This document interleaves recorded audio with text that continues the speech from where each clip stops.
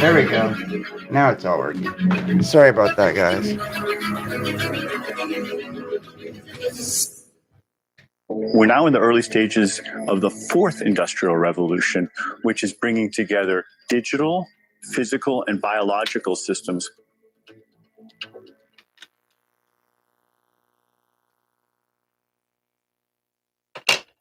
One of the features of this fourth industrial revolution is that it doesn't change what we are doing, but it changes us. And eventually AI won't just model the low level what the shape is, but it'll model the cell and the organ and the organism. If you have enough data about me and enough computing power and biological knowledge, you can hack my body, my brain, my life. You can reach a point when you know me better than I know myself. We will come to accept entities that are not biological as conscious. But it's not going to be, okay, machines on the right side of the room, humans on the left. If you talk to a biological human, they will have lots of non-biological processes going on in their body and brain. Those computers will be out in the cloud, so the thinking of that, quote, person isn't even just in their body and brain, even in the non-biological portion. It's out in the cloud. So it's going to be all mixed up. There's not going to be a clear distinction between human and machine. The bottom line is we are one human-machine civilization. It will not only change how we communicate, how we produce, how we consume. It will change actually us, our own identity. Not growing the virus at all, but just getting the sequences, getting the appropriate protein and sticking it on a self-assembling nanoparticle that is much, much more immunogenic. Injecting robots into a human's bloodstream sounds terrifying. But what if I told you science has developed so far that they are actually doing it on purpose? Making the mRNA is really easy and really cheap. And that's the magic of this thing. We just need to mess around. There's a lot of lipid nanoparticles, and some are very self-assembling. Let's take a look at a 2013 presentation delivered by Israeli scientist Dr. Ido Bachelet from Bar-Ilan University, boasting about the development of programmable nanorobots thanks to the funding of Pfizer. So this syringe has inside it 1,000 billion robots. So these robots are each 50 nanometers. 50 nanometers is about 2,000 times thinner than the thickness of your hair. Species Homo sapiens, if we survive, will probably have so much power that we will change ourselves using various technologies so that our descendants will no longer be Homo sapiens like us. Emotionally, it is easy to dismiss the work of Dr. Anna Maria Mielchia, for it is very disturbing. But her work is shown through scientific testing and backed up by government and NGO documentation. And the evidence shows that humanity has already been infected with cutting-edge surveillance nanotechnology. She also points out the important fact that the elastomers being fabricated by DuPont for this soft robot technology are made of the exact same chemicals found when analyzing the messagens, a compound that displays liquid crystal properties, found in targeted individuals. And they appear to be the same compounds. Literal TIs, people that were targeted, that were, dealt blows by directed energy weapons, basically, human guinea pigs that have been experimented on through, this whole torture protocol and program that we've seen. And some of us have experienced firsthand. And then those that have went along and capitulated with the agenda, and those that have not, they're finding it all the same. I mentioned this in the past, that they have the documentary, I believe it's on Rumble, and it's called Died Suddenly, right? Died Suddenly. And it's where they have this different coroners in different cities, and they're talking about the material, synthetic materials that are coming out of the cadavers of people after they pass, especially those that did participate in the C-19 agenda, as well as others. I got to be careful what I say. I just recently got a strike on a couple of the YouTube channels for the video after last. I did post it on Patreon and put it on band playlist for those of you that support. You can watch it still. But it was also removed on Facebook, so they've been coming down on my ass on all the platforms, you know, and it's especially over stuff like this. This is the mother of all conspiracies right here. This is the single biggest existential threat that humanity is facing. And this ain't to sensationalize in any way, shape, or form. It's just what it is, right? We are reaching a point of singularity if we have not already reached that point, which we'll get into definitions and jump into all of that. But I just wanted to show this to show people like where we're already at. Vaccinated and the unvaccinated. They are the so-called blood clots that are being found around the world. And these hydrogels can now be programmed, encrypted, and decrypted. And it's spreading. Evidence shows that the vaxxed are shedding this to the unvaxxed. Well, and we're not going to go any further with that. And that is allegedly. We're going to say that. And, you know, you can think about Eisenhower and his warning, you know, to the masses. When he was leaving office, you know, he was warning us against the military-industrial complex, right? He was telling us that, you know, this is what we needed to be aware of, you know, as we move forward. And this is exactly, you know, and here it is. Actually, I've got the speech, so if you guys want to hear it real quick. A vital element in keeping the peace is our military establishment.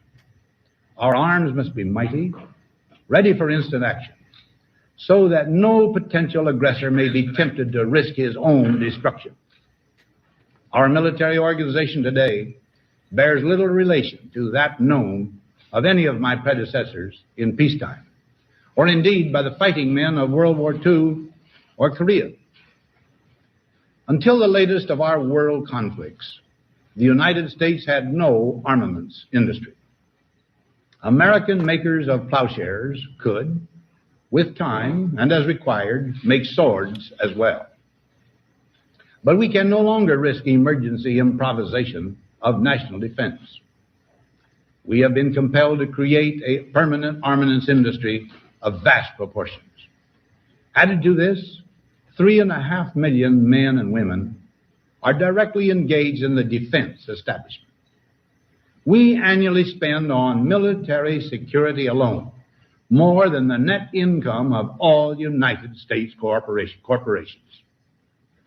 Now, this conjunction of an immense military establishment and a large arms industry is new in the American experience.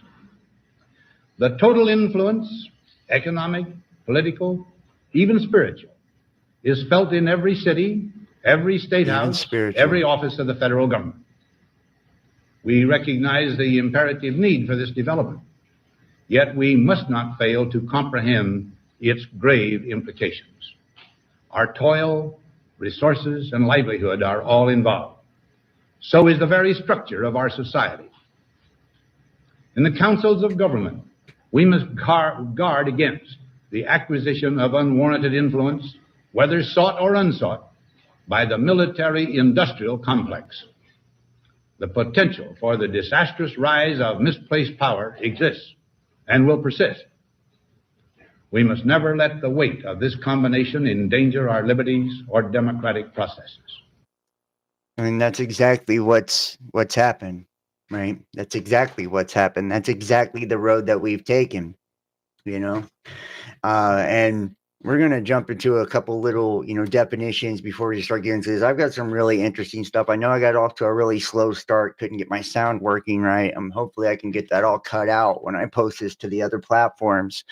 But, you know, we are at a very interesting time. So, and a lot of people believe we've already reached a point of singularity, or we're crossing the threshold of singularity. So you can see singularity here is technological singularity, or simply the singularity. It's a hypothetical point in time at which technological growth becomes uncontrollable and irreversible, resulting in unforeseeable consequences for human civilization. According to the most popular version of the singularity hypothesis, Jay Good's intelligent explosion model of 1965, an upgradable intelligent agent could eventually enter a positive feedback loop of successive self improvement cycles. More intelligent generations would appear more and more rapidly, causing a rapid increase or explosion in intelligence, which would culminate in a powerful super intelligence far surpassing all human intelligence. And I want you to think about that. This super intelligence, far surpassing all human intelligence. This is precisely to the point to where we're at. We have people like Elon Musk that has warned us against this, saying we're summoning the demon, the creator of Kindred and CERN and D-Wave and all. Like, we're getting warnings from all the people who are creating this technology that we're walking into a point of no return, that this technology has not only the ability to control and manipulate humanity, but could actually extinguish our light permanently or change us and alter us in a way that there's no coming back for. And many people believe that we're already living in some sort of computer simulation. So it's like, is there any avoiding, where we're heading as a whole? Have we already been defeated and inserted in some sort of matrix or system? When we look at the simulation hypothesis, it proposes that what one experiences as the world is actually a simulated reality, such as a computer simulation, in which we ourselves are constructs.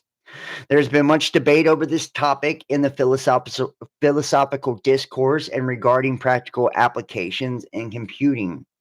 In 2003, philosopher Nick Bostrom proposed that the simulation argument, which suggests that if a civilization becomes capable of creating conscious simulations,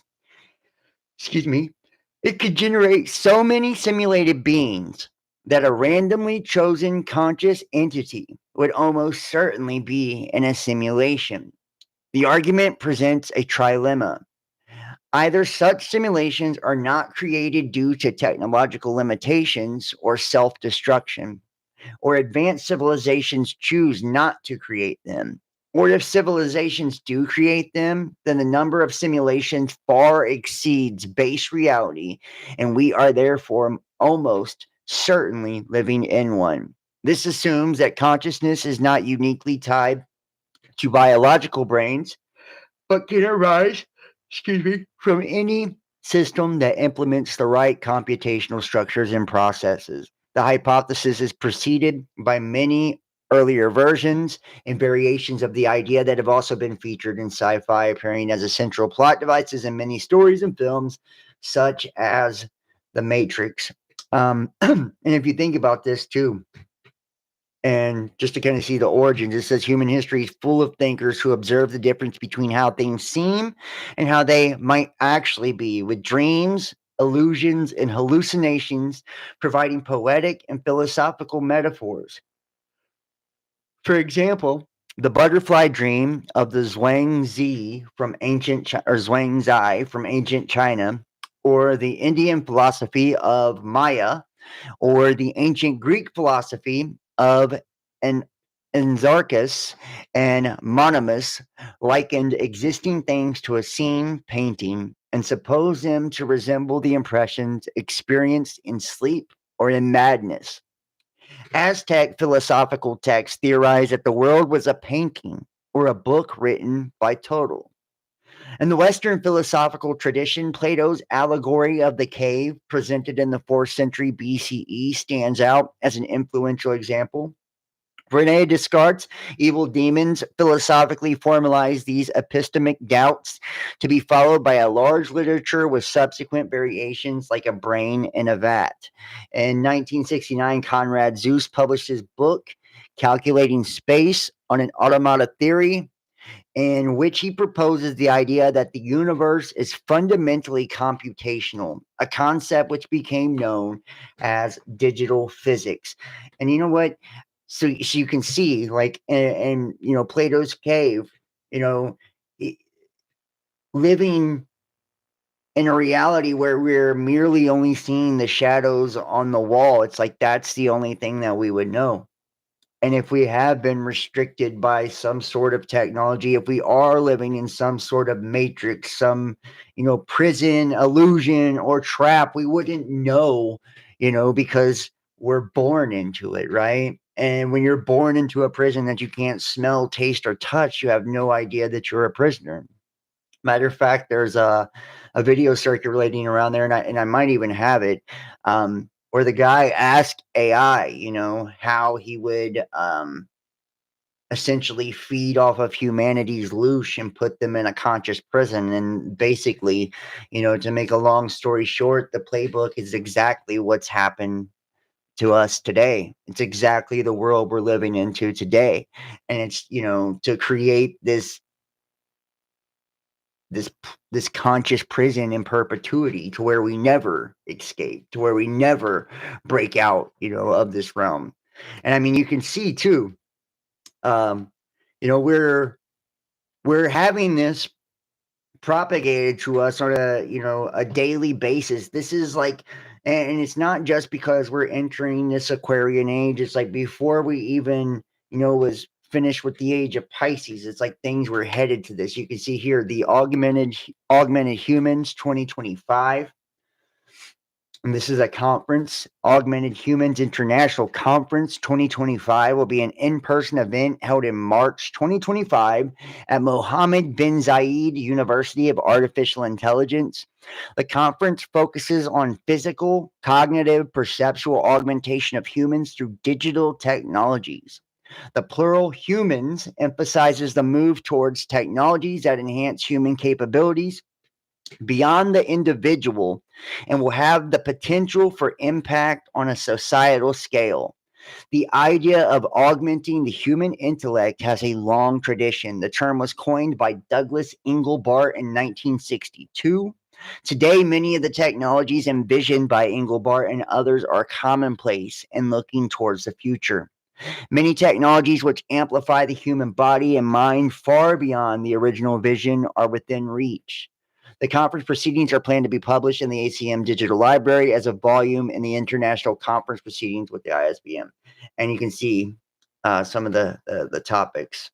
Augmentation of human health through digital technologies, augmentation technologies for aspects of life, sleeping, eating, augmented virtual and mixed realities, sports activities, bionic systems for amplification and augmentation of human abilities, brain machine interfaces, co-robot for human augmentation, digital technologies for physical, cognitive, mental, and perceptual augmentation, exoskeletons, and assistive devices for amplification of human physical strength and physiological sensing, implanted technologies and interfaces, sensing for context awareness, sensors for actuators for smart artifacts and smart textiles, supernumerary robotic limbs, technologies to improve human experience and to reduce stress, telemanipulation and teleexistence using robotic technology, and wearable computing, ubiquitous computing for augmenting human capabilities. You can see like all of this. It's like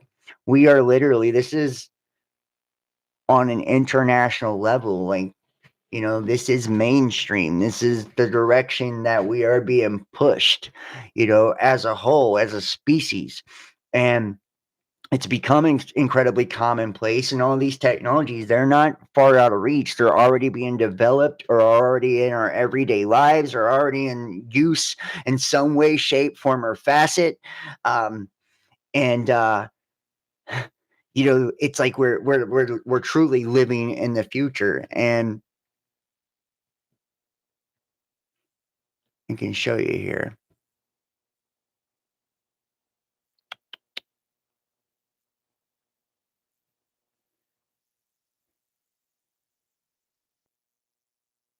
They're making computers out of brain cells. I mean, it's the crazy shit we are really going through is crazy. Okay, hold on. Let me find what I'm looking for here.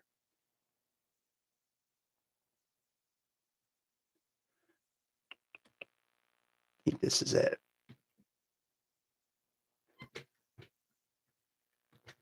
And this is Noval Harari right here, which if you guys have seen, like, this is, Klaus Schwab's right here, man.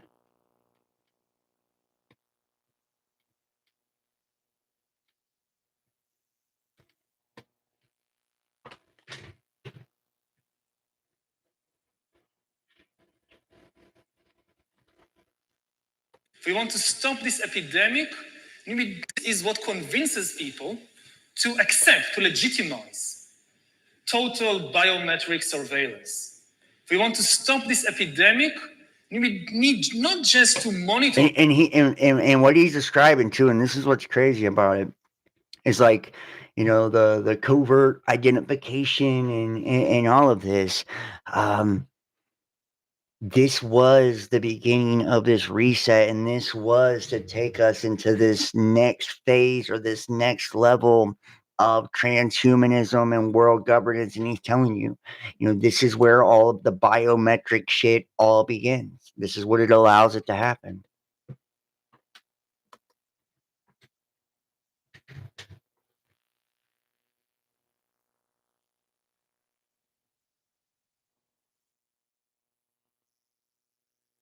COVID is critical because this is what convinces people to accept, to legitimize total biometric surveillance. If we want to stop this epidemic, we need not just to monitor people, we need to monitor what's happening under their skin, their body temperature. Like we walked in here, we had to go through a body temperature test. No, I think maybe in a couple of decades, when people look back, the thing they will remember from the COVID crisis is this is the moment when everything went digital. And if this was the moment when everything became monitored, that we agreed to be surveyed all the time, not just in authoritarian machines, but even in democracies. And maybe more. And I do believe that, yes, this is the moment that everything went digital, where our biology was actually affected by the technology on the level that it has been, whether people are aware of that or not. It's becoming more and more evident each day, and more is coming out about these things each day. But I believe 9/11 is, that actual moment, where this began to really be unveiled, because that's what allowed for all of the laws to begin changing, and the Patriot Act and the NSA and, the surveillance and spying and, all of the things that led up to, this major reset and COVID taking place, and then things shifting, and from the Internet of Things to the Internet of Bodies, and, where we are now, where it's like after this has all been wrapped up, now it's like we're punching the gas and going, we're going head first, into the future, into this direction. It's like, and I think people are so distracted, by politics, by Donald Trump, by Elon Musk, by, the left right political paradigm, by is Jesus returning, or are you Muslim, or, like all of that nonsense, or they're completely fucking disillusioned too. With all of the airy fairy, like bullshit, the fairy dust, rainbow magic bullshit that they blow up your ass in a lot of these spiritual communities as well, when they talk about collective consciousness and, manifestation and creating our own realities. And if I just bury my head in the sand, then, I have no negativity in my reality, when it's just not true, right? We live in a collective experience. You do not create your own reality. You're in a shared reality. You are a fragment, a fractal of a whole, right? And we're all one. And it's like, it's so counterintuitive and counterproductive, and just, it makes their entire argument sound like nonsense when they talk about how everything is one. We're all one. but then they believe that they can be so disconnected from all the rest, you know, and the spiritual communities, the truther communities, all of this produce some of the worst people on the face of the earth. You know, it's like this massive inflation of the ego, you know, to where people that are already like, you know, probably in their past, whether it was religion or whatever, were like self-righteous and, you know, believe that they knew it all or believe that they were better than others or whatever, you know, now have this super inflated sense of self and super inflated sense of importance because now they believe that they're the elites and that everyone else is just sheep and sleeping and dumb and, you know, the same ideologies that those who belong to the mystery schools and secret societies believe, right? That all the rest are just profane, you know, dumb animals, non-player characters, right? Soulless beings, NPCs, right? You could ascribe a million different variations of the same thing, you know, and then they all adopt this attitude of what they label as self-love, you know, but it's really actually not that as well, right? It's selfishness and service to oneself only. And this is the same thing that people have always done. You know, they've always done, whether it's taking or religions and like picking and cherry picking the Bible verses and the rules that you want to follow, or bending them and twisting them to fit your opinions, your beliefs and ideologies. And how many different people do this on so many different fucking levels, right? Where they'll take religions and say, oh, well, obviously it's just white people that they're talking about. Like white people are the gods and white people are the original race, or it's black people. They were the gods and they were the original race because they're, you know, it's like, this is what they do. This is what people do, you know, and then our algorithms now feed this diluted, inflated sense of self. You know, that's what happens. It's like the algorithm becomes this echo chamber and reinforces this fucking derangement, you know? There's no opposing beliefs. And if there is, it's complete polar opposite because everything's now it's like anti and pro now. There's no moderation, there's no middle ground, there's no neutral. You're either completely for or completely against, no matter what it is, you know, whether and we've all collectively separated ourselves and labeled ourselves into these, you know, collective groups, these specialized groups, because we all want to feel, you know, some sense of being special or superiority. And it's wild. It's wild. I can't tell you how many, whether it's the Black Israelite movement or white supremacist or whatever, like you could go on and just name the different groups. And those are extreme versions of it. But you see it everywhere, right? You see it everywhere and in every way, where we're constantly trying to find a way to justify our our right to be selfish, our right to serve ourselves over others. And transhumanism to me is going to be so effective because it's playing exactly on that. This is the beast system unfolding, right? Like, can you imagine, you know, designer babies, gene editing, CRISPR technology? Everybody can pick out their baby before it's born and have a super athlete or a super genius or, you know, a super model, whatever, right? Super, right? Or have the ability through augmentation and, you know, using different technologies to expand the bandwidth of their mind and enhance their human abilities. And, you know, you could just really see this taking off and people, and because we've all fallen for all of these agendas so much, right? The mind control is so powerful. We've all been duped, whether people want to admit that or not, we have. And it's powerful. We've been conditioned and we're programmed constantly. You're always being programmed, no matter what you're doing, whether you're listening to music, you're watching television, you're watching movies, you're online, doom scrolling, it doesn't matter. You're constantly programming yourself. And it's like, it's up to you what you choose to program yourself with. You choose what you're going to program yourself with. And, like we fall for this idea that we're fallen, that we're flawed, that we're not sufficient the way that we are, that we're not good enough the way that we are as a species.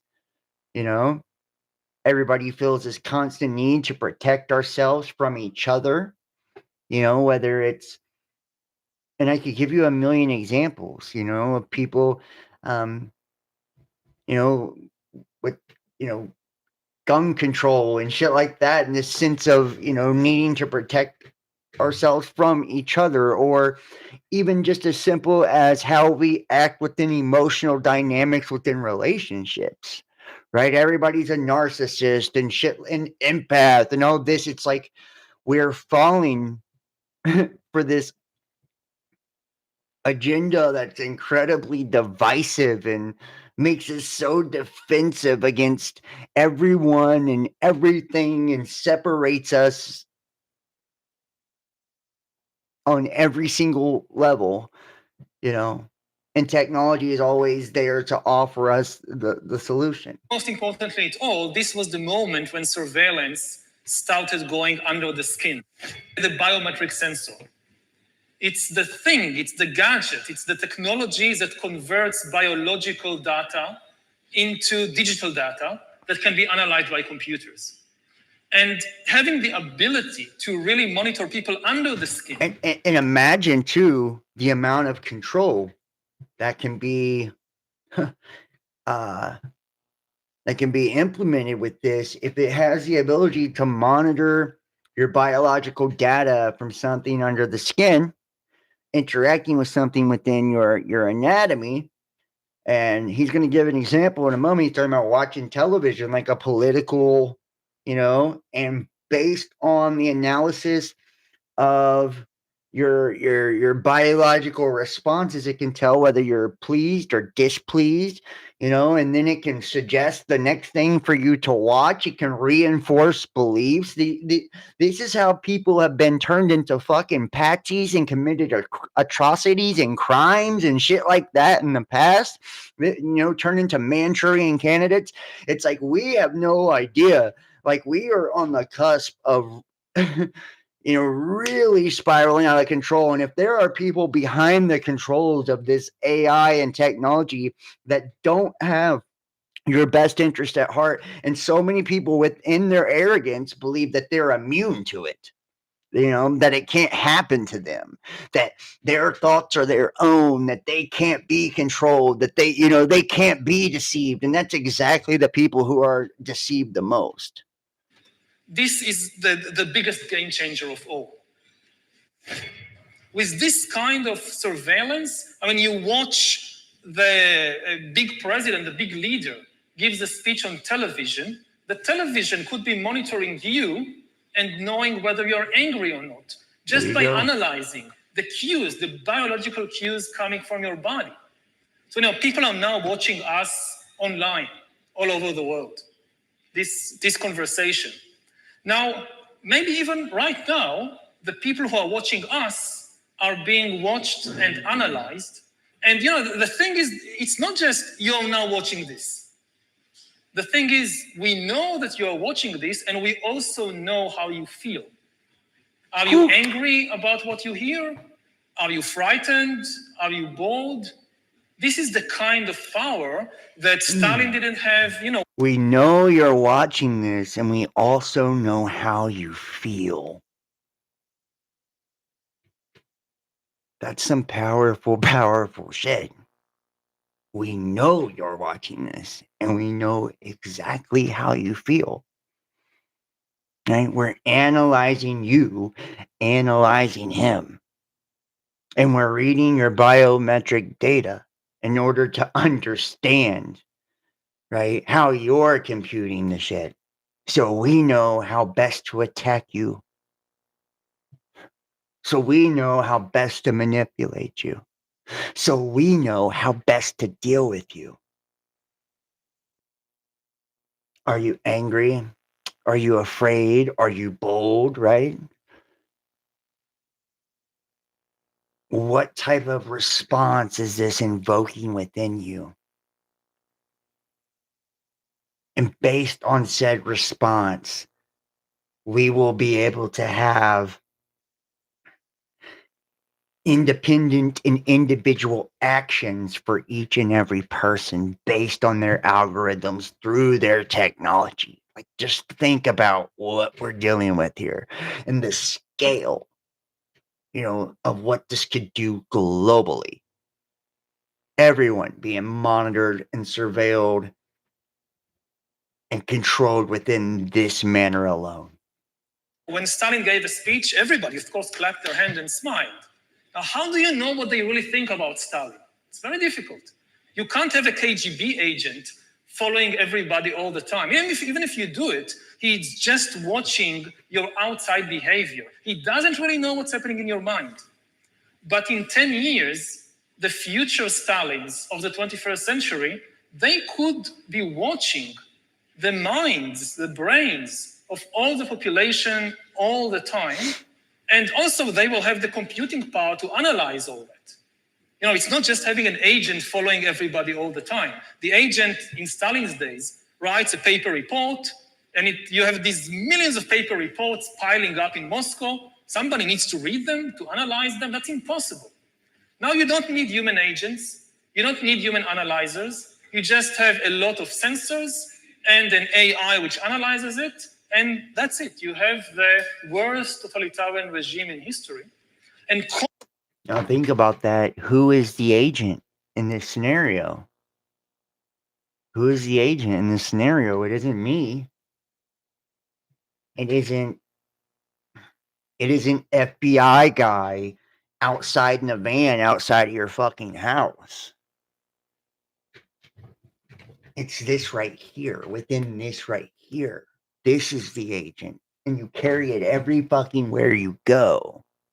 Right? And that agent is connected into your computer. That agent is connected to your smart television. That agent is connected to everything. Everything that you do, and it can operate without a body, without limits.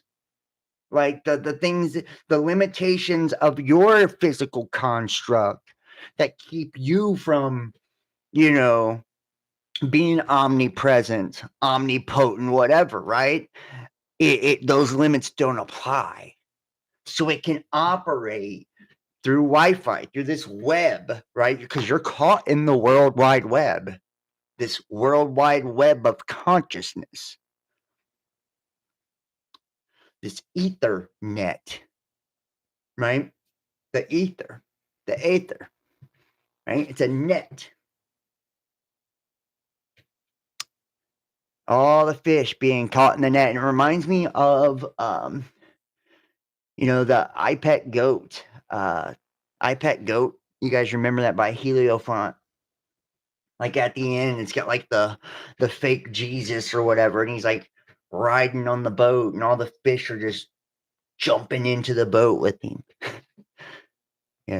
As he's like hypnotized, all seeing eye through his third eye. Like he's just hypnotized, and all the fish are just jumping in the boat.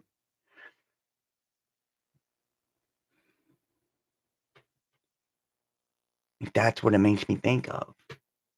Like nobody has to they don't even have to cast anything out anymore. You catch yourself for them. You hook yourself for them. You program yourself for them. You incriminate yourself for them. You eliminate yourself for them. The agent is in constant operation through every sensor of every piece of technology that not only you don't even own them all, but it's operating through every technology everywhere. And now it's not just an internet of things, it's an internet of bodies as well. Right? And they can shut your fucking operating system down anytime they want, especially if you have ingested the graphene oxide and things like that. Right? Remember what graphene oxide is and its magnetic properties and where the magnetic pole of your body is. It's your pineal, which is that spiritual, that conscious antenna that's receiving that signal from source. You know, it's the destruction of that antenna, so you can no longer receive that signal. The signal's then hijacked through 5th generation technology, right? This millimeter wave that penetrates, you know, the physical anatomy, that has the ability to make water molecules rotate. Remember, you're 70% water. The Earth is 70% water. And 6th generation technology even supersedes that. It has the ability to read brain activity data. Real fucking time. You don't need to have a device on. You know, it picks up on your frequency. You know, it can pick up on your brain activity, read your mind, read your thoughts in real time. Now imagine something transferring on a quantum level, operating on a neural network through this World Wide Web, in this digital space, this quantum space, getting this real-time data of your thoughts, your feelings, your emotions, everything working congruently together, compatible together, right? Mechanism, all working, all these moving parts within your life, right? Constantly bombarding you with signals and frequencies and picking up and reading on, you know, all your biometric data, your thoughts, your feelings, your emotions, your words, the tones of your voice, everything. What you're intaking, you're ingesting from the food you're eating, right? To the music you're listening to, which has a hypnotic influence, right? And rhythm to it, to the television and movies you're watching, which same thing, to the podcast you listen to or whatever, you know. And then it has this real-time transfer, right? To where it's back and forth. You know, and then you have all this smart dust you're ingesting that's amplifying your signal, connecting you to all of this, right? Graphene within you that's connecting you to all of this. Some people getting RFID chips in them, connecting them to all of this, right? Heightening connectivity, heightening the speed, heightening the, you know, your sensitivity to the system as well, to where it's inescapable now. You know, you don't know when they turn on the new reality or not. Remember, all reality is our perception of different electrical signals and impulses through our sensory system, right? Sound is just, you know, vibration that we're picking up through our eardrums and we're perceiving a sound. You know, it's light waves that are traveling through the, you know, our eyes and hitting the back of our eyes, being flipped and perceived into, you know, signals and frequencies by our brain. Same everything.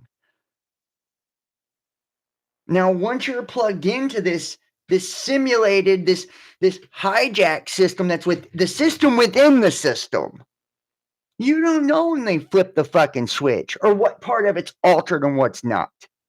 What you're perceiving is real and what's not. What you're being fed intentionally and what's not.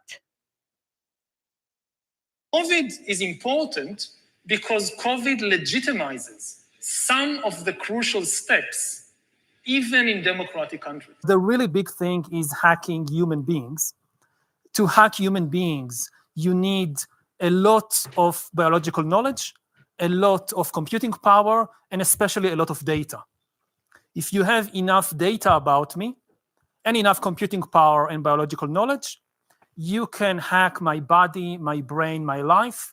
You can reach a point when you know me better than I know myself. And once you reach that point, and we are very close to that point, then democracy, the free market as we have, and actually all political systems, also authoritarian regimes, we have no idea what happens once you pass that point. Now, in the past, many tyrants and governments wanted to do it, but nobody understood biology well enough. And nobody had enough computing power and data to hack millions of people. Neither the Gestapo nor the KGB could do it. But soon, at least some corporations and governments will be able to systematically hack all the people. We humans should get used to the idea that we are no longer mysterious souls. We are now hackable animals. Data might enable human elites to do something even more radical than just build digital dictatorships.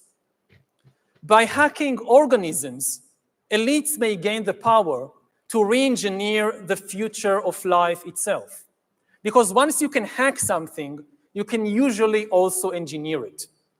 And if indeed we succeed in hacking and engineering life, this will be not just the greatest revolution in the history of humanity. This will be the greatest revolution in biology since the very beginning of life 4 billion years ago. For 4 billion years, nothing fundamental changed in the basic rules of the game of life. All of life, for 4 billion years, dinosaurs, amoebas, tomatoes, humans, all of life was subject to the laws of natural selection and to the laws of organic biochemistry. But this is now about to change. Science is replacing evolution by natural selection with evolution by intelligent design. Not the intelligent design of some god above the clouds, but our intelligent design and the intelligent design of our clouds, the IBM cloud, the Microsoft cloud. These are the new driving forces of evolution. And at the same time, science may enable life after being confined for 4 billion years to the limited realm of organic compounds. Science may enable life to break out into the inorganic realm. So after 4 billion years of organic life shaped by natural selection, we are entering the era of inorganic life shaped by intelligent design. So does the data about my DNA, my brain, my body, my life, does it belong to me or to some corporation or to the government or perhaps to the human collective? Humans are now hackable animals. You know, the whole idea that humans have, you know, this, they have this soul or spirit and they have free will and nobody knows what's happening inside me. So whatever I choose, whether in the election or whether in the supermarket, this is my free will, that's over. Free will, that's over. That's over. I mean, honestly, you know, and it sounds extreme to some people, it really does, and I know it does, and it's like, I see people, they tune out because, for one, it's a form of cognitive dissonance. You know, it's a form of cognitive dissonance. It's like, oh well, you know, this isn't happening. This is, you know, this couldn't happen to me. This isn't what's happening right now. That's not possible. You know, this is fear porn. This is doom and gloom. This is, you know, all of these things, and they're not. And it's only because they're not understanding and not registering, you know, just how far along we truly are, just how effective the technology already is, just how much of their consent they have already given by participating in the system at all. You know, and they're telling you, They're telling you exactly what's happening as it's happening. And this is why, when I say that this is the biggest existential threat to humanity, this is why. You know, and Yuval Harari, Yuval Harari, whatever his name is, he puts it better than any of them. You know, he's telling you in plain language exactly what they intend to do, exactly what the plan is, and exactly what the technology is capable of and is intended for. Over. Today, we have the technology to hack human beings on a massive scale. Yeah, I mean, everything is being digitalized, everything is being monitored. In this time of crisis, you have to follow science. It's often said that you should never allow a good crisis to go to waste, because a crisis is an opportunity to also do good reforms that in normal times people will never agree to. But in a crisis, you see, we have no chance. So let's do it. Vaccine won't help us go the to vaccine the test, of course. will help us, of course. It will make things, more manageable. Surveillance. People could look back in 100 years and identify the coronavirus epidemic as the moment when a new regime of surveillance took over. And, and I do believe that that's exactly what people are going to do. They're going to look back and, and, they're going to be like, hey, this is when everything changed. This is when everything changed. I found this cool website called Earth 2050, and it's futurologist, and it's got predictions of, different things by the future, and it gives you like the years and when these predictions are supposed to happen. And I just want to go through some of these different predictions with you guys. Just so here are some of the predictions. Whoops. Let me go back here. And we're not going to go through all of them, just some of the, the bigger ones. 2040, metaverse improves the scientific method. By 2030, quantum computers are powerful enough to be used to build virtual universes that are governed by physical laws duplicated from the real world. This metaverse allows scientists to conduct observational and experimental studies to improve degrees of certainty in testing hypotheses. And I just want you to kind of think about this too. And we'll let me finish this out. So, testing hypothesis leading to safer, inexpensive, more accurate, and quicker experiments that normally would require live test subjects. For example, pharmaceutical drugs being tested for safety and efficacy, normally requiring clinical trials with thousands of participants taking many years against the general population, can now be tested much faster in the metaverse using virtual cells, tissues, and organs personalized to specific individuals based on their unique genetic profile.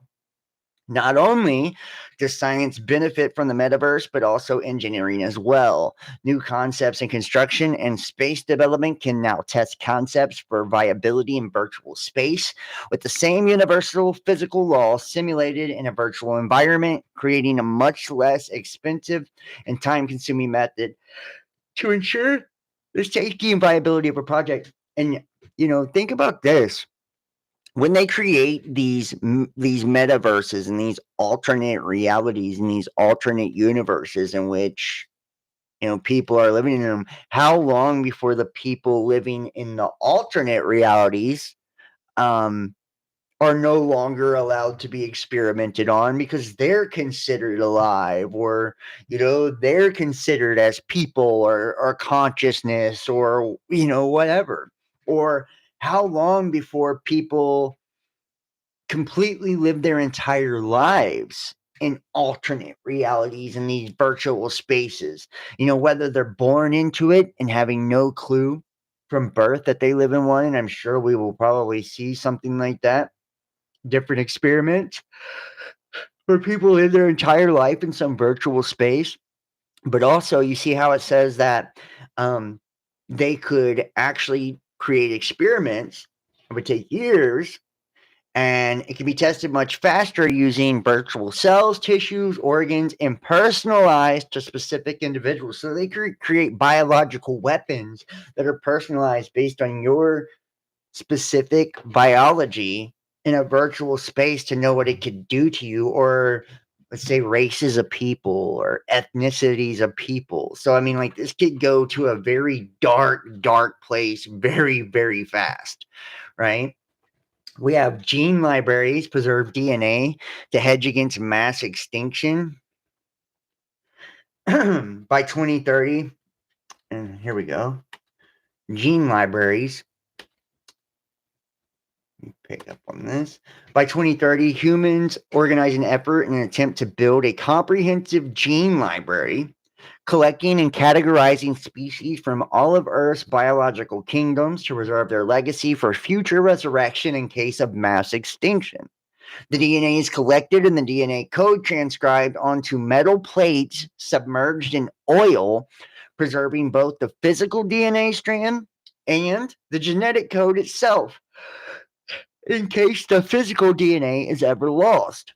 The DNA code can be fed into a sequencer that polymerizes nucleotides into the specific sequence to recreate and build the DNA code to be fed into a template cell to essentially clone a new organism. It becomes a common practice for pet owners to preserve the DNA of beloved pets, especially that of a pet who have been spayed or neutered, by having their veterinarian take a DNA sample to get the DNA code preserved on a plate. And I want you to think about this. You could essentially create clones of yourself, different generations of yourself. You could never die. They could just print out a new fucking version of you every time something happens to you, you know, or your pet. Every time your dog dies, you could just have a new version of the dog created. It's absolutely fucking wild. And see, and this is all shit that, you know, we are on the cusp. And it reminds me of Superman, right? In Superman, you know, Kal-El, which is Clark Kent, you know, his dad or whatever, and his and mom, their planet's, you know, Krypton or whatever is, you know, being fucked up by a weapon and being destroyed. And they basically take you know, the genetic code of all the people, because they're no longer able to give natural births to babies and stuff on that planet. And they take it, you know, the genes, and put it in Kal-El, all the genes basically in his DNA, and shoot his ass off to Earth. You know, it's like we could have the same type of thing here, like a Noah's Ark, right? You know, and it makes you wonder if that's exactly what Noah's Ark was, right? Was they took, you know, a hominid and you know, these extraterrestrials or ETs, which we can kind of get into some of that as we move forward here.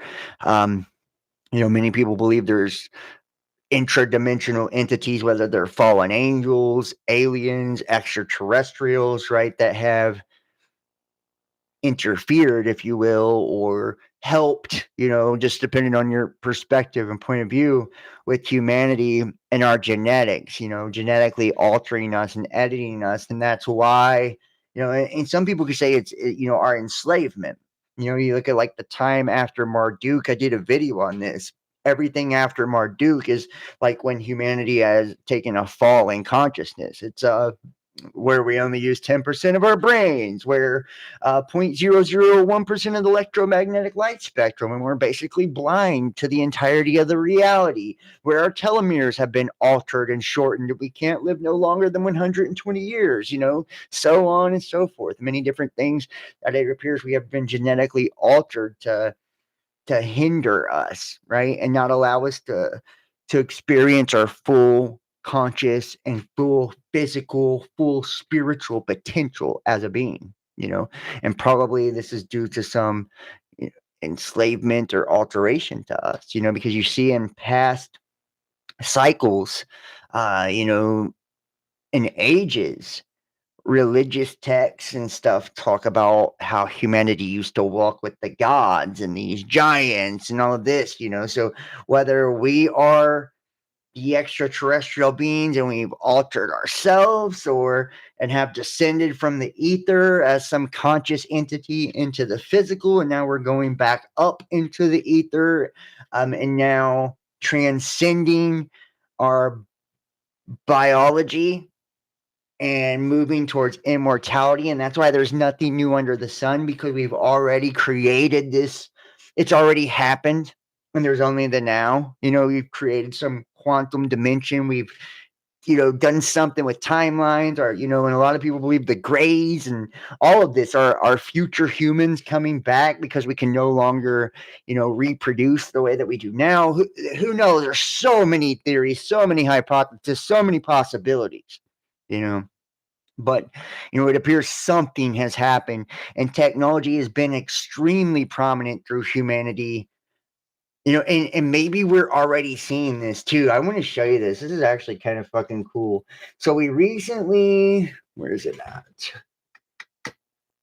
And if you guys are watching on YouTube, or you catch us on Facebook, or wherever you catch us at, BitChute, whatever, make sure to hit the thumbs up and give this a like. So we recently had the blood moon here. Where's it at? Where is it at? Yeah, right here, I think. No, that's not it. And we're going to look at directed energy weapons, all kinds of shit. Let me find this real quick.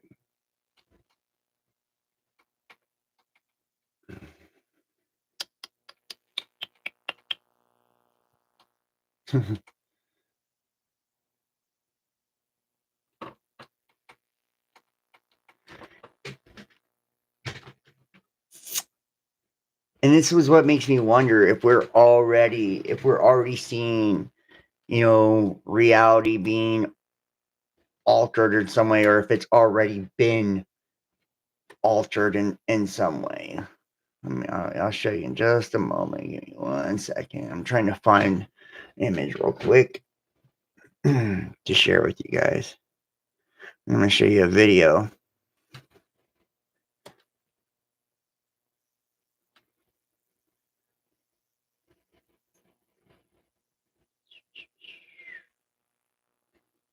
Okay, well, I don't know where the picture is at, but I'll just go ahead and show you guys a video. So this last recent eclipse that we had, I'm going to show you this. I posted this on my Facebook here. And I want you to see this. This is fucking wild. So dude's taking a video of the moon during the eclipse, and he's got the, the eclipse glasses, and he's putting it up. And, many people have talked about how the moon could be some sort of fucking Death Star. People have said many things about the moon being a base, being all kinds of shit. I just want you to watch it. This is fucking wild. So as he's moving the glasses back and forth, he notices that something's eclipsing the sun, and then the moon's in a different space. So the question becomes, which moon is the real moon and which one is the Skynet moon? If the eclipse is right here, yeah. So this was during the last eclipse. And why is the moon over there? Oh, wait. What? Look at that. How does that happen? Because we're in the middle. But look, the moon is right there in front of the sun. Wait. But the moon is over here. Why is the moon right there if it's supposed to be in front of the sun? Here, I'm using these right here. That's insane. Do you see that? If the moon is right there in front of the sun, then why is it over there? I'm gonna Google that. It's a conspiracy, dude. How's it over there? They're trying to force feed us all this truth. Whoa. I'm telling you, you take it in.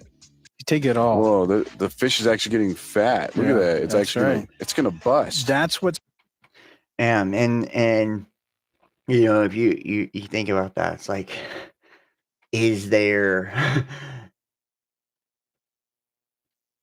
already some sort of illusory reality or some holographic reality being superimposed over the reality we're already existing in. Or it's like, think about the Mandela effect and people remembering things differently and all of this, like, have we already started to see some experiential shift into another simulation, or like, as a new paradigm being created by AI? We have the original source paradigm by our creator or creators, and then this opening of the bottomless pit, or this opening of the abyss, through D-Wave and CERN and into this quantum realm that's allowed this other consciousness in, whether we call it Lucifer or Satan or whatever, right? A fallen. And now it's going to work on us in creating a false reality within the reality. And we're seeing inconsistencies in the reality like that, like anomalies, it makes you wonder, like, with UFOs and UAPs and all of this shit, when we see like plasma in the sky, what are we actually seeing?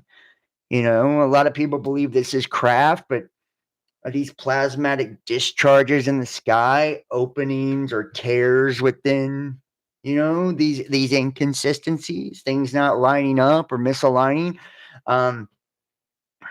Seeing and what people believe, like when they're thinking they're seeing like Planet X or Nemesis or all of this, are they really seeing that, or are they seeing like a double of Jupiter, or a double of the sun, or a double, like it's just really something to consider.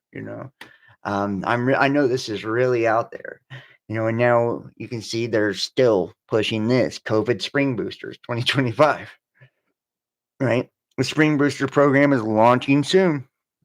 In line with the NHSE guidance, will run from the 1st of April, 2025. Eligible groups: adults age 75 and over, residents in care home for older adults, individuals age 6 months plus who are immunosuppressed as per the Green Book. Yeah, so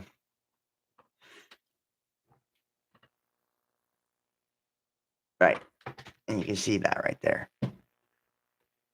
Yeah, very crazy, very fucking crazy. And we're already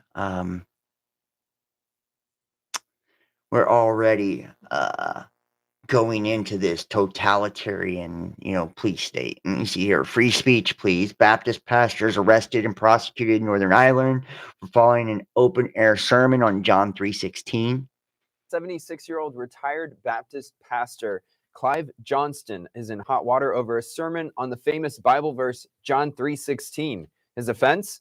Sharing the gospel on a grassy patch near a road in Northern Ireland inside a so-called abortion zone. The Christian Institute fighting on his behalf says he never even mentioned abortion. Now they're asking, should a law designed to stop abortion protests be used to criminalize gospel preaching? Wow. And you can, this is to me, this is fucking biblical. And remember, they use the Bible. The Bible is it is their playbook, so like within these abortion zones, right? You're not even allowed to say anything about the Bible. That's really wild when you think about it. It's incredibly wild, actually. Yeah, very wild. I mean, honestly, I'm did we ever think? I know we've like been told and we've seen movies and shit like that, but did we ever think?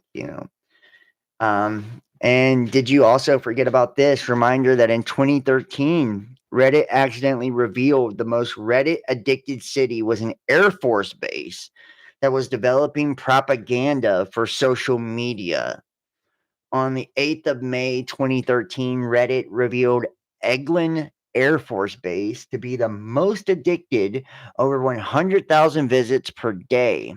Eglin Air Force Base has produced research papers such as Containment Control for a Social Network with State-Dependent Connectivity, describing methods of producing propaganda for social media sites.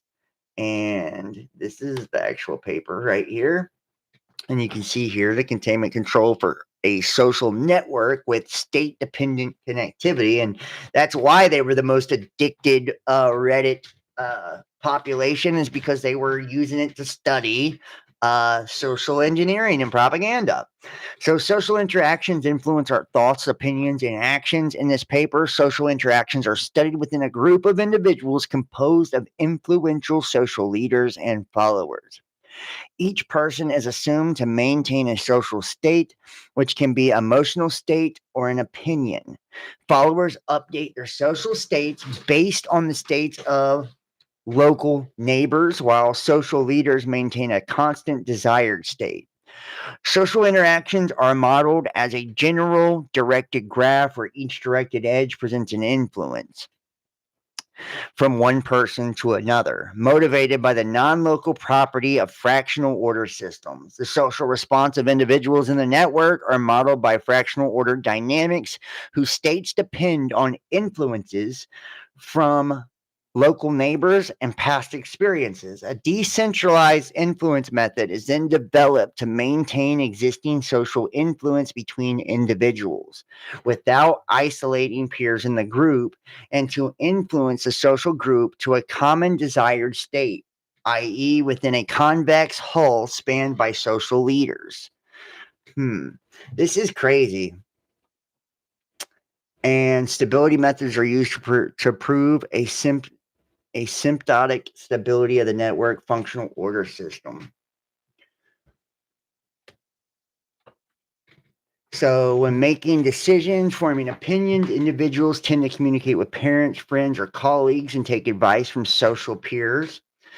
Social connections as friendship, kinship, and other relationships can influence the decisions they make. Some individuals, parents, teachers, mentors, and celebrities, may exhibit more powerful influences in others' decision-making. And the underlying social network enables the influence to pass from influential individuals to receptive individuals. Containment control is a particular class of consensus problems for a comprehensive literature review of consensus problems in which follower agents are under the influence of leaders through local information exchange in a leader-follower network. In results such as 14 through 17, distributed containment control algorithms are developed for agents with intercontrol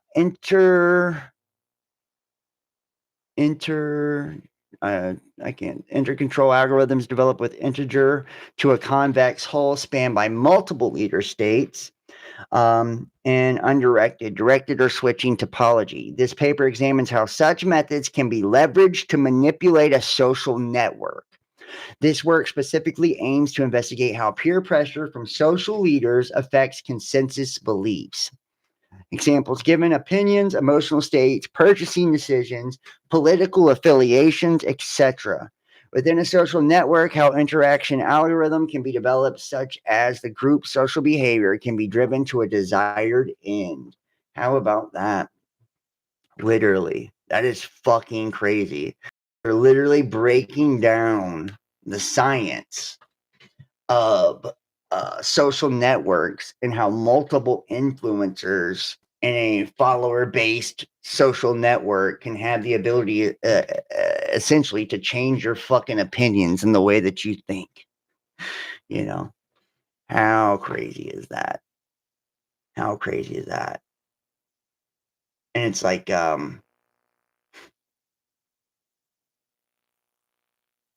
people think that like this is why, and this is what's sad actually.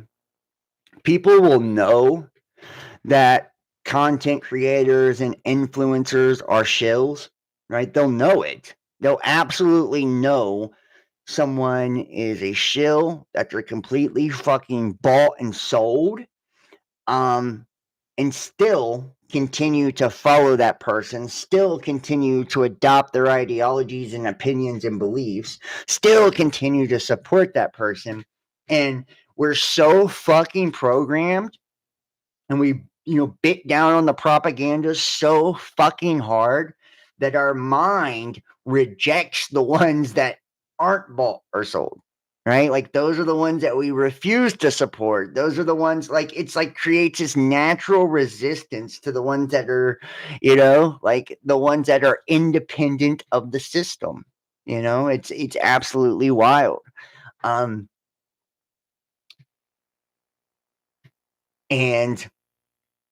I can tell you, like, as someone who creates content, the algorithms reward you based as a creator based on your compliance with the system. So, like, on the platforms, one of the first things they do is they'll shadow ban you, right?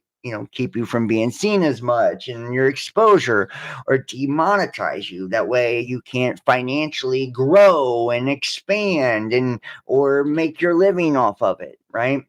And then they'll start taking away from recommendations. That way you're not recommended to other people. So as long as you're creating the content within the guidelines, the parameters that they have set, right?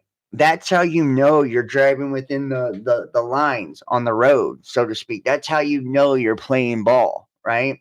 They have grading systems and everything on different platforms to let you know it's green, red, or yellow, depending on how advertiser friendly something is, or, whether or not, it can be propagated to people, which obviously almost all of my content is not advertiser friendly, nor able to be propagated or recommended. I get in trouble constantly. And because of that, not only does the algorithms and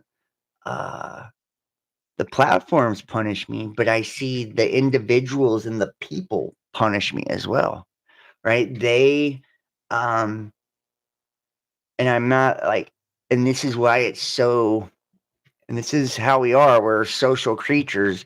We're so worried about what people think about us, being accepted by others, loved by others, respected by others, whatever, right? Some of us are validated through others and how they see us and the lens they see us through. To the point that it matters so much so to individuals that they're willing to do, anything to get that acceptance or whatever they're driven by, whether the acceptance is the means to an end to become wealthy, or they want fame, or whatever, right? They're driven by sex and they want, their pick of the sexual partners. Like, it can be a million different motivations, right? What motivates an individual to do what they do? But when you're not, and that's what's dangerous to the system, is people that can't be controlled by that, when they don't care what other people think, when they don't care if they're promoted by the system, when they don't care if they're famous, when they don't care if they're rich, when they don't give a fuck, right? Like, if they're going with the flow, that's what's dangerous. And that's more influential than anything, really, when you think about it, because that's what's genuine.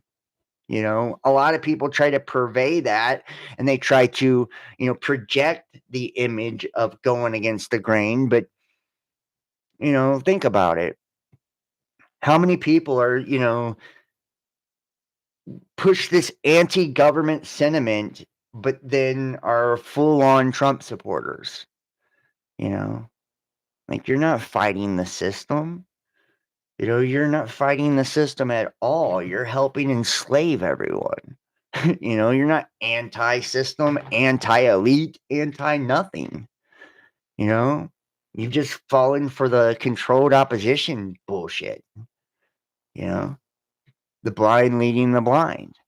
And that's why they allow, that's why this free market of ideas and opinions is so powerful and potent now, because that's all it is the blind leading the blind. Everybody has an opinion.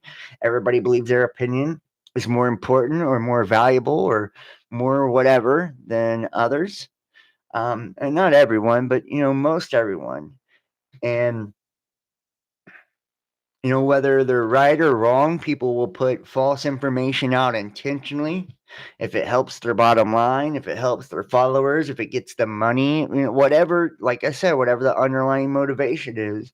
And because, and just like the video just a second ago where they're filling the fish up with water, it's just like they're oversaturating things. That way you can't tell what's real and what's not. You can't tell who's genuine and who's not. You don't know, who to support and who not to. It's like, well, everybody's just a grifter now. Everybody's just a shill now. Everybody's just fake now. So it's like you support no one. You get behind no movement. You do nothing. You believe nothing's true. Nothing's real. Or the opposite. You polarize to a specific idea or ideology, and then you just slowly you allow the algorithm to reinforce that idea to where everything else is wrong that's contrary to that, and you feed that belief system. You feed that over and over and over and over.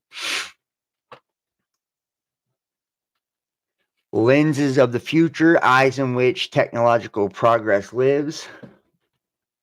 Bell Cyber Prom. Cybernetic implants. Interesting. We'll do a couple more of these future predictions. Just going to kind of go back and forth here. I've still got some more videos and documents and everything. 2030, Belarus will see the launch of Bell Cyber Prom, the first factory for the production of cybernetic implants, symbolizing the country's technological leap. This enterprise marks a new chapter in the history of Belarusian industry, focusing on creating innovative solutions to improve the quality of life and work for citizens.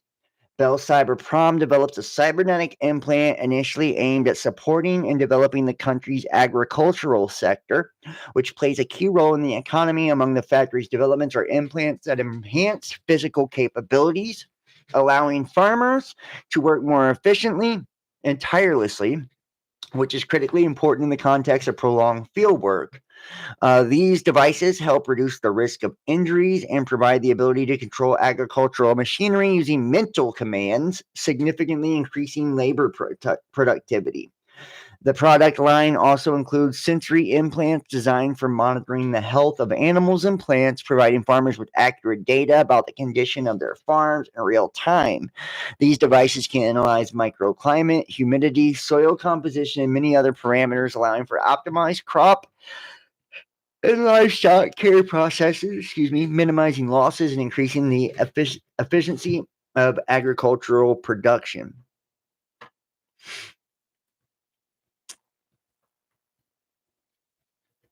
Let's see, I think I had a few of these. Mass chip implantation. Countries that form communities and unions, such as the remains of the European Union, will try to solve the problem of illegal migrants through labeling legal citizens and taking control over the movement of people in public places. This will reduce the number of crimes committed in public places, but will create clandestine camps areas inhabited by such migrants. Also, there will be black markets of stolen and forged labels that people will learn to hand over. Well, it's here. Robot rescuers work in the MOE. Anthropomorphic robots have been introduced. They replace people in situations when the life of a rescuer is at risk, with huge fires, toxic gas emissions, possibility of explosion. And they have the mechanical exoskeletons at their disposal for rescuers, which increase their muscle strength. These are just, a few of the predictions. Unmanned machines are used not only for transportation, but also as a platform for negotiations in order to accelerate the pace of life and not to lose a second. They have enough comfort and safety due to multiple cameras, LiDARs, radars, and attackers can hack the unmanned machine and gain access to its various systems, including inside cameras, and steal the record of negotiations. Ransom for your life during the ride. That is, you get inside a car and attackers tell you via the radio, pay now or you'll bump into a pole. How about that? That is fucking crazy.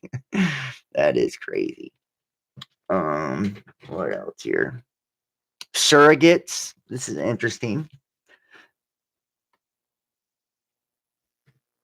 The demand for fit and strong workforce has made surrogacy a much considered option for women pursuing a career in entertainment or any other highly competitive industry. A woman carrying another couple's fertilized eggs to term and giving birth to their baby in exchange for payment. However, as the demand rises, so do the prices. In order to make this perk more financially accessible to women, scientists experimented with the so-called, tank wombs that should be able to take the baby to term. However, it was discovered that important emotional imprints in the baby's brain cannot be formed the same way as when living in the mother's womb, as the daily experiences are missing that come from feeling and hearing. The babies tended to be emotionally maladjusted, even frightened of themselves when they cried. They knew not how to emotionally map their experiences nor how to display them properly. So scientists, oh shit, what'd I do? So scientists just devised a test where a female robot with built-in artificial emotion functionality would carry an embryo to term.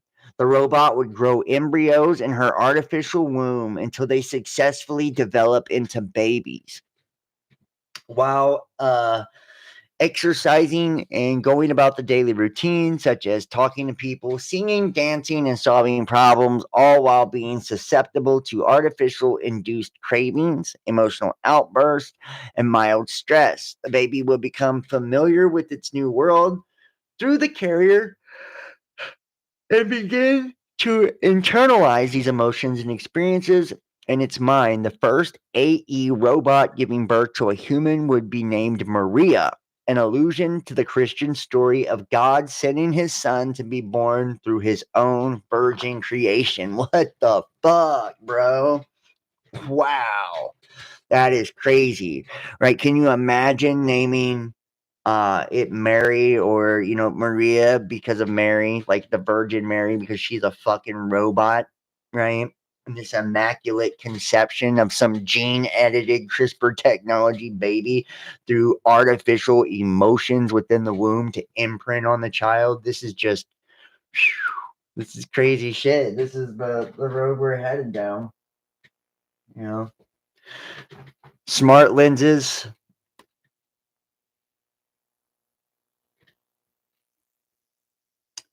All existing gadgets, smartwatches, telephones, fitness trackers are united according to their functions in a single device. Besides, they can transmit images to the retina, and the user of sense to work in a single communication device eventually becomes dependent only on the energy of the human body and does not require any additional chargers. So using the human body to energize gadgets. Virtual travel, yeah, well, kind of picked up on that. That's pretty crazy. That is pretty fucking crazy right there. And where are we at with this? The AI Governing Alliance. We're going to look into this in just a minute.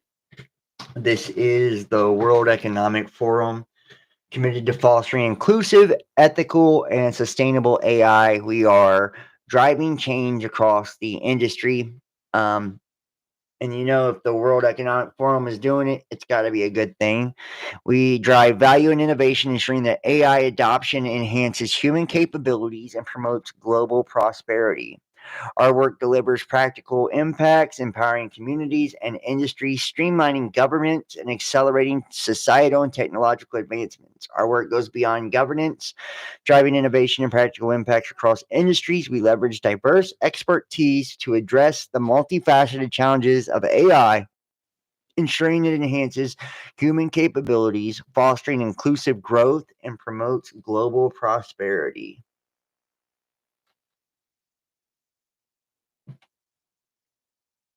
And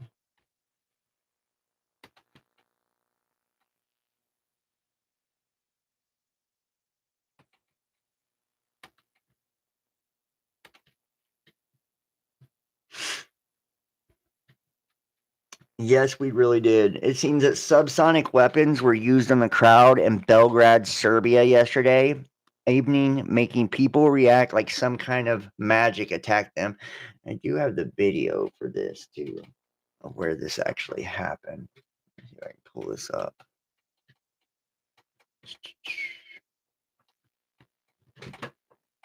You see here public outrage shown in historic Belgrade protest.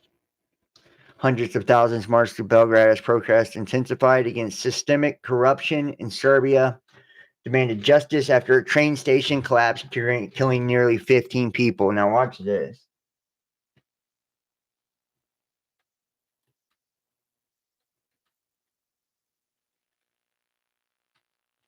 This is fucking crazy.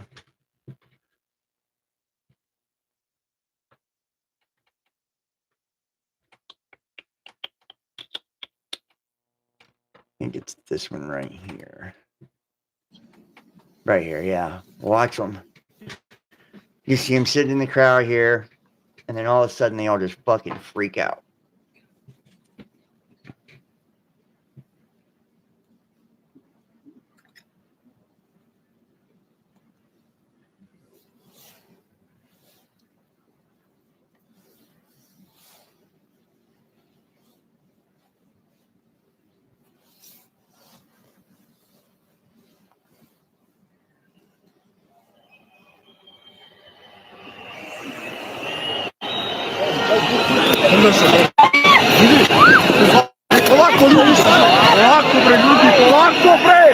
That scene.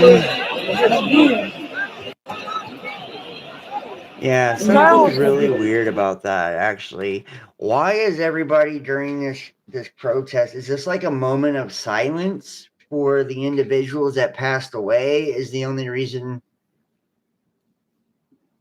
I can guess why everybody's just sitting here, like just being quiet, not moving or saying anything right before this happens. They all have their phones out, as like the light. I think it's for like a type of visual, and you can hear the wave of people as they're being hit by the directed energy.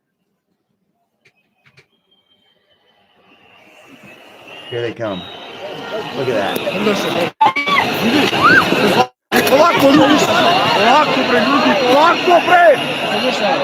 And they're there protesting.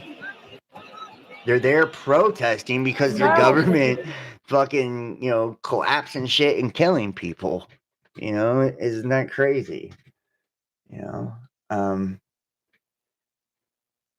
Very crazy.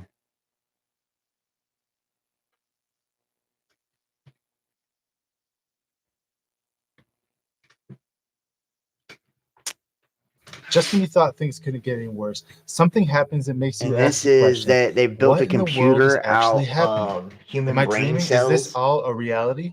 Well, I'm here to break it to you guys. It is a reality. And I found something that most people won't even believe is real. But it is real, and I'm going to share it with you today. By the way, real quick, before we get started, my X account was deleted recently. And I find it rather suspicious because I had made some videos critical about the Neuralink chip. And we all know who runs the Neuralink chip, who's creating it. Shortly after that, my X account was deleted. It doesn't exist anymore. So if you were following me on X, I'm sorry. However, I did start a new one. The link is in the description. It's at End Times Sign. So make sure you go over there, follow me on X so I can get this account started up again. All right, let's get back to it. Ladies and gentlemen, they've actually done it. The globalists, the technocrats, the mad scientists who are building these things have crossed the line.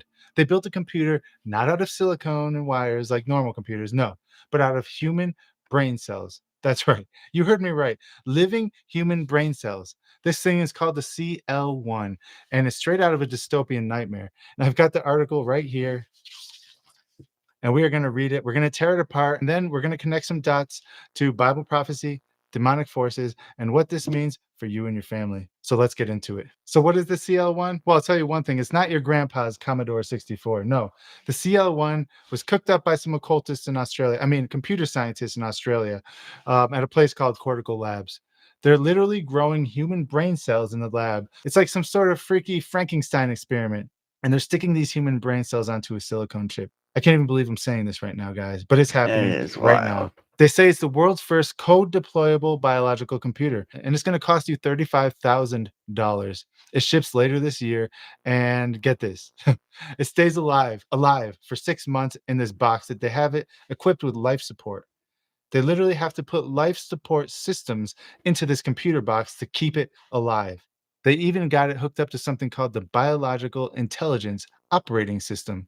It's like some sort of fancy way of saying that they're playing God, right? They're creating this living organism inside of a box. I mean, I'm not making this up, folks. This is real. Quote, world's first body in a box. Wow. Let's see if we can pull that up too. And you can see where there's all these things here of mixing, or merging human consciousness, with AI. The concept of human consciousness merging with machines, often explored in science fiction and futurist thought, involves technologies like brain computing interfaces, which CO1, let's see, I'm going to pull this up before I forget about it. CO1 body in a box. There it is. And we'll get to this in just a second.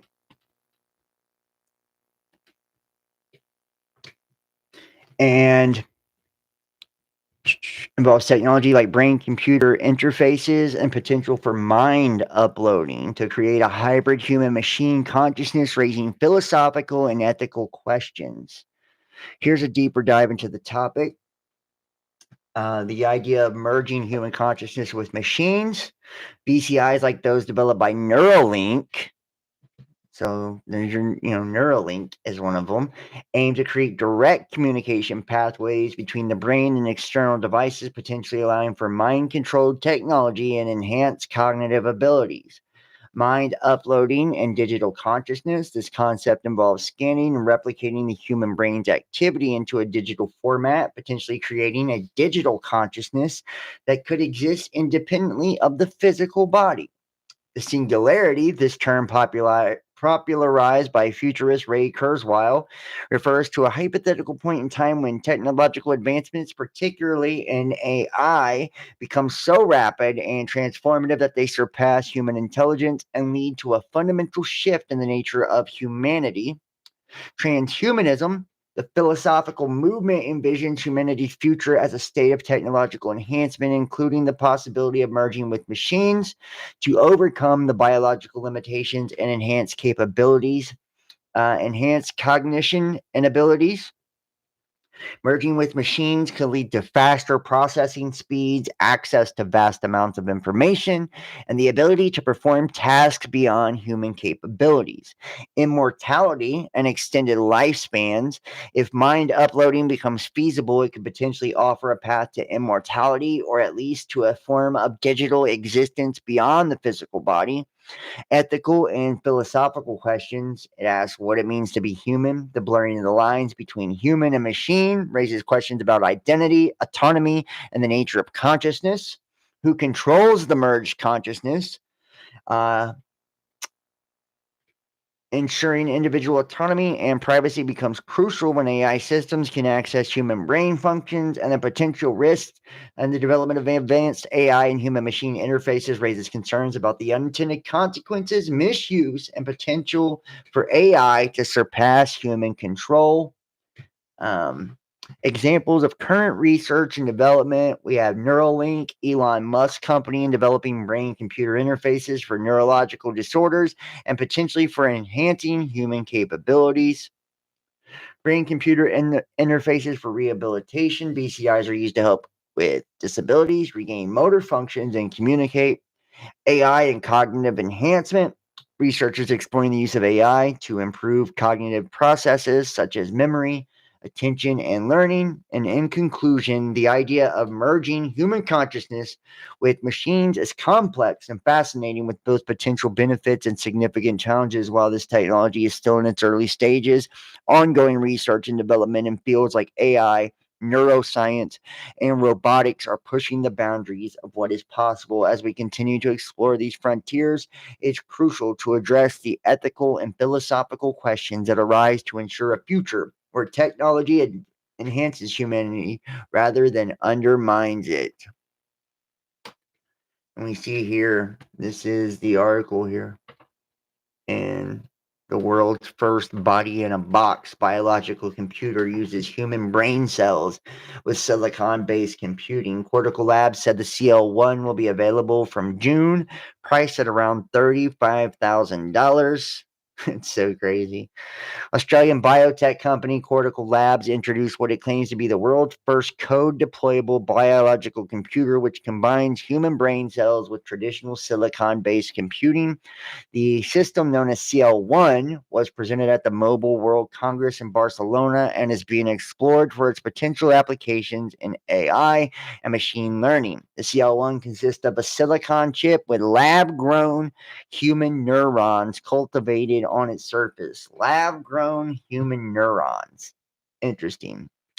These neurons are capable of responding to electrical signals, forming networks that process information similarly to a biological brain. And I want you to understand, if they can use lab-grown human neurons, right, brain cells, human brain cells to make this, I want you to understand how easily your brain interacts with technology.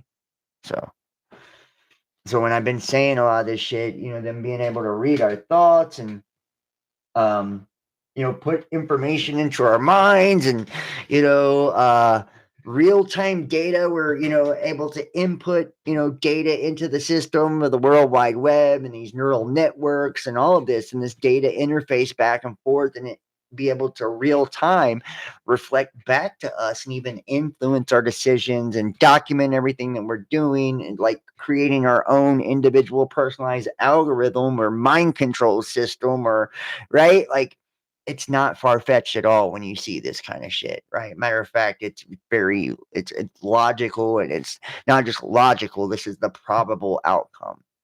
Says a notable aspect of the CL1 is its ability to learn and to adapt to tasks. Previous research has demonstrated that neuron-based systems can be trained to perform basic functions, such as playing simple video games.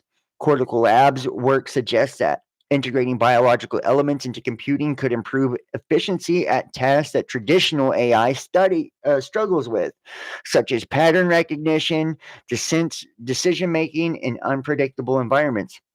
So using real brain cells actually improves upon things that AI can't fuck with, right? Cortical Labs says that the first CL1 computers will be available for shipment to customers in June, with each unit priced at approximately $35K. The use of human neurons in computing raises questions about the future of AI development. Biological computers like the CL1 can provide advantages over conventional AI models, particularly in terms of learning efficiency and energy consumption. The adaptability of neurons could lead to improvements in robotics, automation, and complex data analysis. However, the scalability of this technology remains uncertain.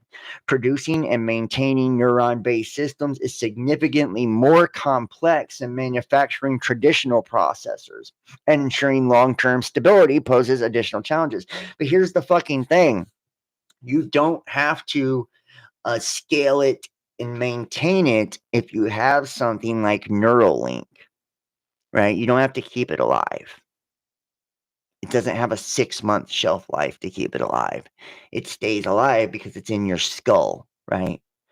And then you use the same type of technology that they're already developing and working on, right? That runs and fires off the neurons and has a better sense of the human brain is the best hard drive and computer in the universe, right? In all of creation, there is no better computational system than the brain, right? And the human body is the best robotics that we have.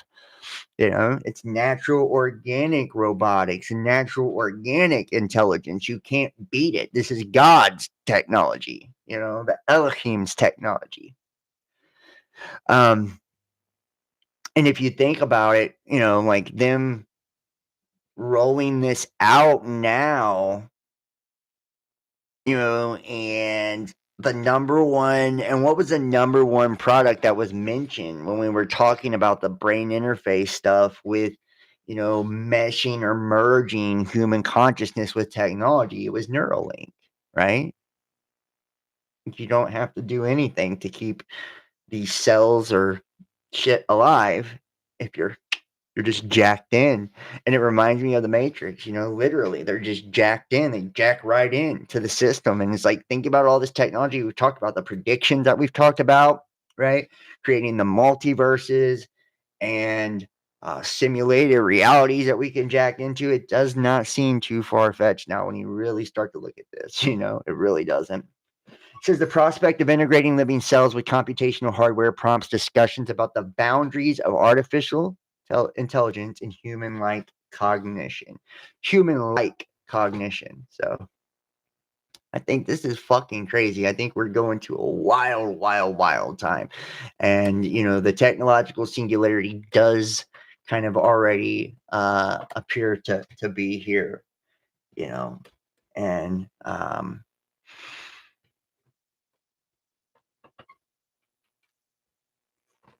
to the best of human understanding, the simulation or holographic universe is created by an algorithm based on numeric codes, ones and zeros, to create an illusion in which we vicariously experience it based on the Fibonacci sequence, which is now reducing to zero as the simulation ends. The brain is a processing machine working on binary code that merges with Fibonacci at zero to the end of the experiment, transforming emotions into consciousness. Emphasis today is on AI, which is the one way to define the nature of reality and the characters within. Artificial intelligence takes us to extraterrestrials, past and present, and reality as a biogenetic experiment set in linear time to study emotions. Understanding the overall view of the experiment is not difficult, but having the tools to prove it is a matter of our simulation or hologram guiding us to that information. Everything else about who we are and why we are here will remain speculative until the end. You can see here, Einstein, reality is merely an illusion, albeit a very persistent one. Right? And asking Elon Musk, is life a video game? There's a sort of a philosophic concept that a sufficiently advanced civilization will be able to create a simulation. Yeah, maybe you've answered this before. A simulation. I've had so many simulation discussions; it's crazy. Okay, so because in fact, it got to the point where basically every conversation was the AI/simulation conversation, and my brother and I finally agreed that we would ban such conversations if we were ever in a hot tub. Okay. That was like, because that really kills the magic. Hot tub, So the idea is right. Any sufficiently advanced civilization could create a simulation that's like our existence, and so the theory follows that maybe we're in the simulation. Have you thought about this? And a lot. Are we? Even in hot tubs? No. So much so it had to be banned from a hot tub. Yeah. Okay. It's not the sexiest conversation. Are we in? I think here's, in my mind, like the strongest argument for us being in a simulation, probably being in a simulation, I think is the following: that 40 years ago we had Pong, like two rectangles and a dot. That was what games were. Now, 40 years later, we have photorealistic 3D simulations with millions of people playing simultaneously, and it's getting better every year. And soon we'll have virtual reality, augmented reality. If you assume any rate of improvement at all, then the games will become indistinguishable from reality, just indistinguishable. Even if that rate of advancement drops by 1,000 from what it is right now, then you just say, okay, well, let's imagine it's 10,000 years in the future, which is nothing in the evolutionary scale. So given that we're clearly on a trajectory to have games that are indistinguishable from reality, and those games could be played on any set-top box or on a PC or whatever, and there would probably be, billions of such, computers or set-top boxes, it would seem to follow that the odds that we're in base reality is 1 in billions. Oof. And I want you to think about that. The odds that we are in a base reality is 1 in billions. And this really does. And I know it's kind of far out there. And I use this as the intro video for the live. The Tucker Carlson talking about non-human entities that influence society. And it had David Icke talking about it. And this gets into the reptilian conversation. And I'm not... And I don't want this to go to like some wacky space, right, off in conspiracy land of, because it does. And I feel like it undermines everything and discredits the fuck out of it, right? When we have people that are claiming that channel entities and ETs are here to help and they're progressing us to this and that. And I'm not saying it's wrong or it's not true. I'm just saying when you're trying to reach the base population, those who don't even subscribe to any of this shit, you start going down that rabbit hole, you completely lose these motherfuckers, right? They're just gone. They tune all the way out because it's too fantastical, too crazy. But if you think about the concept of living within a simulation and perhaps using like the biblical context as well, the religious concepts, and the different mythos and ideologies of like the Gnostics and the demiurge, the Bible, biblical, scriptures talking about these reptilian beings or serpent beings, right, in the garden, this dragon, this serpent, this devil, and even going so far as to describe these angelic beings, seraphic in nature, right, these fire serpents, flying serpents, right, if you will. And not thinking of something in like the sense of a literal snake. Thinking of something as in like, you've ever seen like the, poltergeist type of energy, right? Like through different spectrums and cameras, right? Like if you've ever done any type of paranormal hunting or anything like that, or just examining electromagnetic energy. It looks like orbs or, like little, tails or something, they're, in full spectrum cameras, like a serpent, a flying serpent. We could think of it in that concept, or you could think about those that say there are entities that did genetically alter us to the way that we perceive reality, the way that we see it, hear it, experience it, the whole nine, our lifespan, all of it, right? Like we've talked about on this channel many times. And, and we know that in Genesis, it says that we were created in the image of the Elohim, right? Meaning supreme ones, supreme magistrates, meaning, the angels, the stars, right? The heavenly hosts, right? The gods, if you will, created us in their image.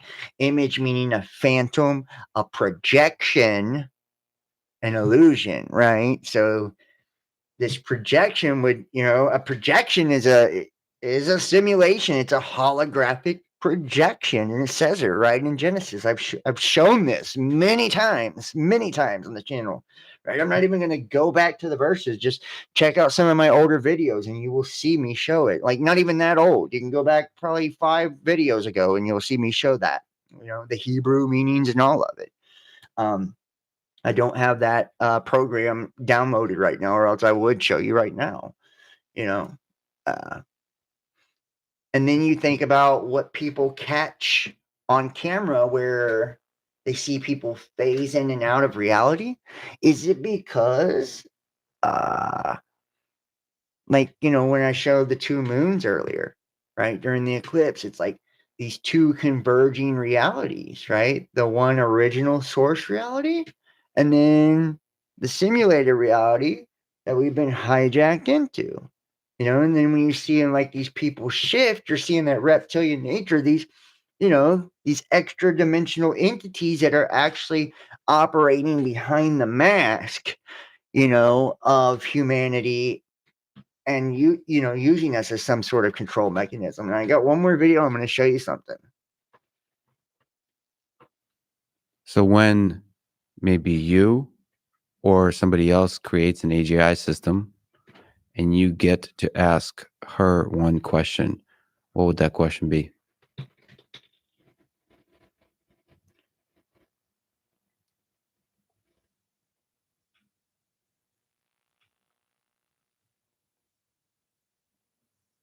What's outside the simulation? What's outside the simulation? How about that? That's his fucking question. What's outside the simulation? Now, let me show you here. See if I can pull this up real quick, guys. Where is it at? What am I doing here? Let me find this. Oh, I think it's actually this one. I think I got this one today. All right, hold on 1 second.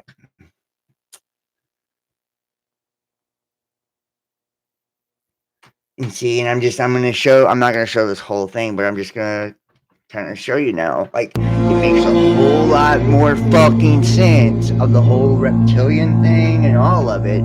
You know, if you're thinking of like a simulation being some computer operating system, I feel like we have already been conquered and hijacked. Now check this out. And you're seeing like the inconsistencies in the two realities. You know, the entity behind the mask. Look at that. That's fucking crazy. Oh shit, look at her eyes. I know my character so well. I know a lot. I'm excited about that. It's more right now I'm thinking about Look at her eyes. Slit like a cat. That is crazy as fuck. Like a straight cat. It really puts a lot of power in I'm telling you. And she takes a toast to it. Crazy ass bitch. I just caught that on TV. This guy too.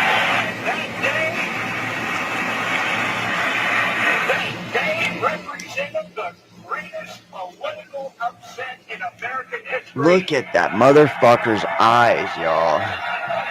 Look at that is fucking scary. It's scary. And it's like, is it because they've been initiated into these fraternal orders, these fraternal brotherhoods?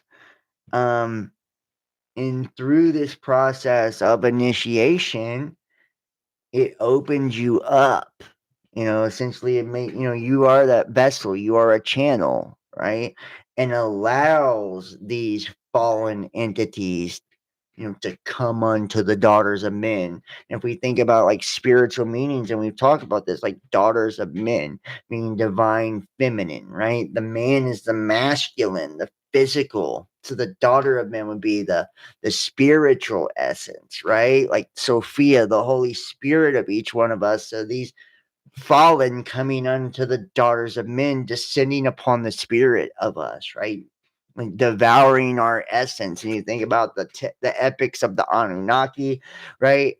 Those from the heavens came, meaning they come from, the ethers, the interdimensional realms, and they created a slave race, right? The black-headed ones, right? Or dark-skinned ones, which would be a shadow race, an image, a projection, right? To mine gold, right? And the gold is energy. It's a spiritual essence. And I know a lot of people want to take this, and like I said at the very beginning of all of this, right? They take it to that fucking black Hebrew Israelite bullshit, or, like they say it's like, oh, the Caucasus Mountains, and we were white, or, they take it to skin color, the blonde hair, blue-eyed, Aryan stuff. Like they always take it to that because they're stuck in that exoteric. They can't see past the mask. They can't. They're so indoctrinated into the illusory system that they can't they're not tapped into their true essence. If they're talking that bullshit, saying that, the original race was black or they were white, then they're asleep. They're sleeping. I don't give a fuck. That's, for one, it's racist shit. Propaganda. The melanin in our skin has nothing to do with our spiritual essence. And I've heard so many bullshit theories of how it does, but it doesn't. You know, and it's them propagating division based on the physical illusion. Once again, that black and white, left and right, those paradigms, but it doesn't matter what color you are. Once you're initiated into this mystery, right? And you're praying to the muse, right? Lady Babylon or the whore of Babylon, that. And remember, the Egyptians, they talked about this feminine spirit, this divine feminine spirit that was all devouring spirit, right? That devoured everything, And that's why Ra was so important, to conquer humanity, and then we can hear all the tales of Marduk. And like I said, I think Marduk is probably after humans' enslavement or the fall of humanity. Where we got indoctrinated into the pure patriarchal system instead of having the balance of both, being unified, but either way, it's like we're sacrificing ourselves, selling your soul. It's like you're selling your vessel to allow that entity to inhabit you. It was on that day, November 8th, that God declared that the people, not the pollsters, were going to choose the next president of the United States. November 8th, that God declared that the people, not the pollsters, were going to choose the next president of the United States. And they chose Donald Trump. And notice he's talking about, this is the fake Christian shit right here. Because Christians understood that he alone had the leadership skills necessary to reverse the. Which I'm not even dogging Christians, Christians, honestly,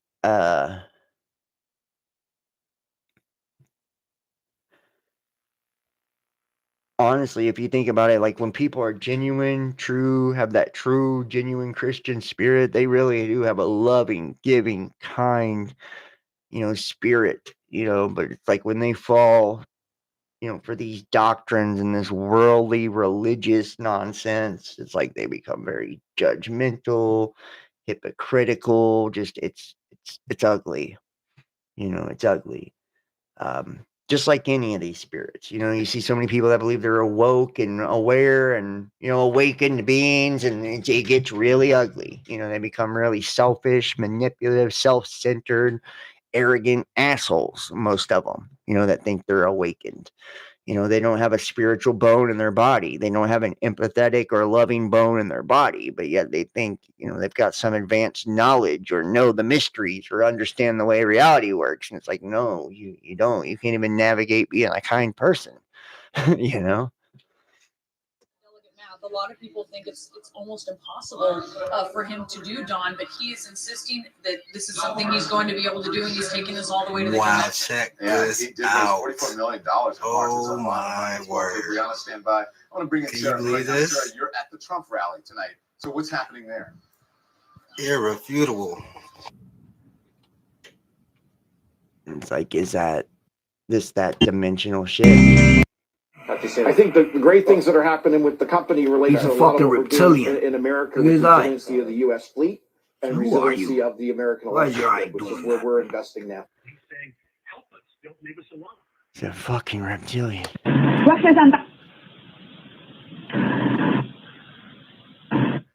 Yeah, so.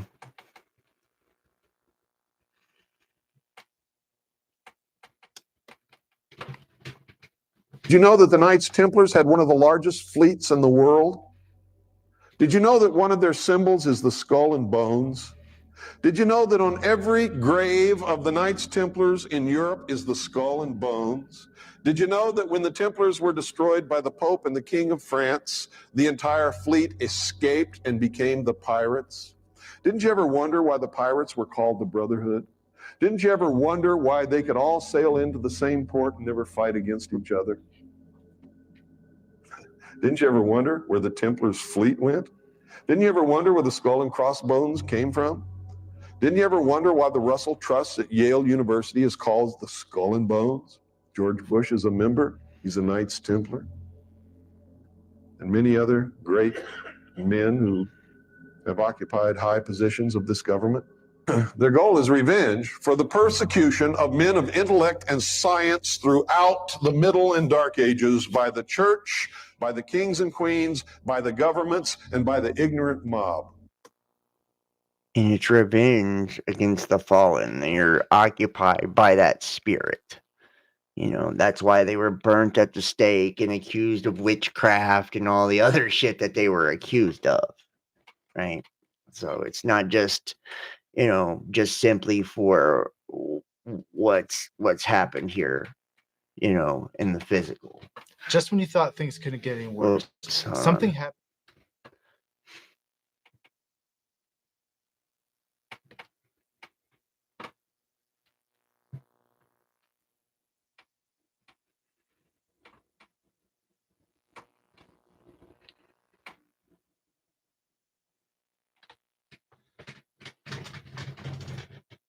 Human beings being taken over from within.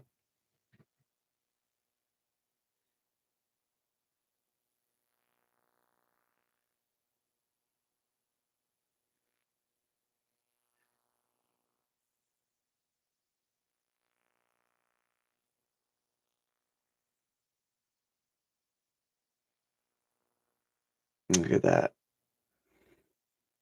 Soy el doctor Wilfredo Ramón Stokes Baltasar de Guatemala, médico cirujano. Now watch this fucking guy. He literally shows the shit. I'm not going to go through this whole Otorgado por la video. Asociación Mundial de Medicina. Poseo el galardón de haber sido el médico autor del mejor trabajo de investigación de América Latina de todas las especialidades. Soy investigador. Actualmente enfrentamos una agresión de lo más terrible que jamás se pudo imaginar. Tenemos que ser capaces de demostrar quiénes somos, porque se trata de un ataque en la esencia del ser humano. Están afectando desde el punto de vista nano, micro, tecno, biológico, tóxico y encima de todo psicológico, pues pretenden ejercer control mental sobre nosotros. Este es un llamado de auxilio dirigido a las élites profesionales del planeta relacionados con la medicina. Por ejemplo, patólogos, hematólogos, reumatólogos, nanotechnology. Creo que eso es a partir del hierro que extraen de la hemoglobina. Desde ese tiempo sospechamos, ahí está, la estructura se mira.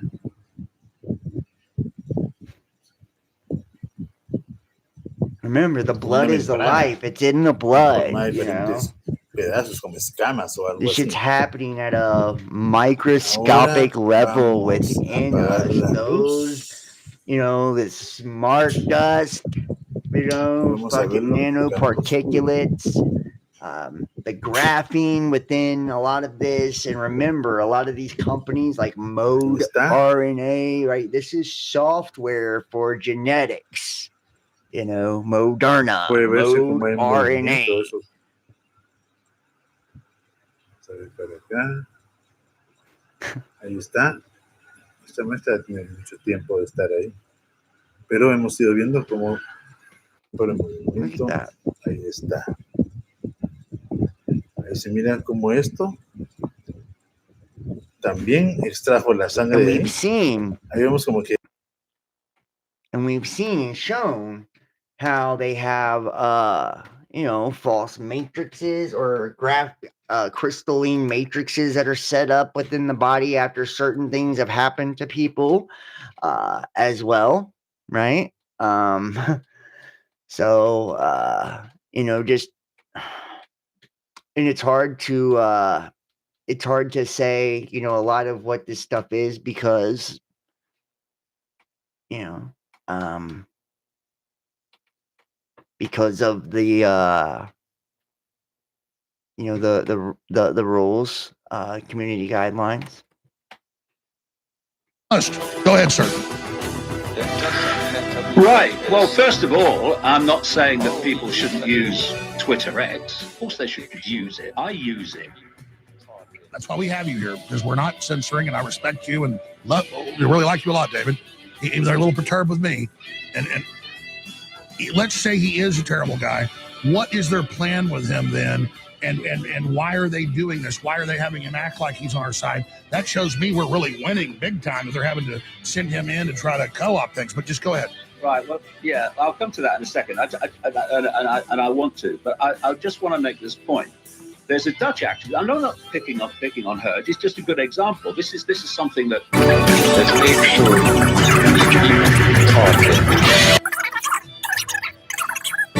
Let's make sure This might not be the one. About AI. Oh, go! It's a good AI. Oh, go! It's a very terrible for the end of humanity, and then continues to push the AI agenda. But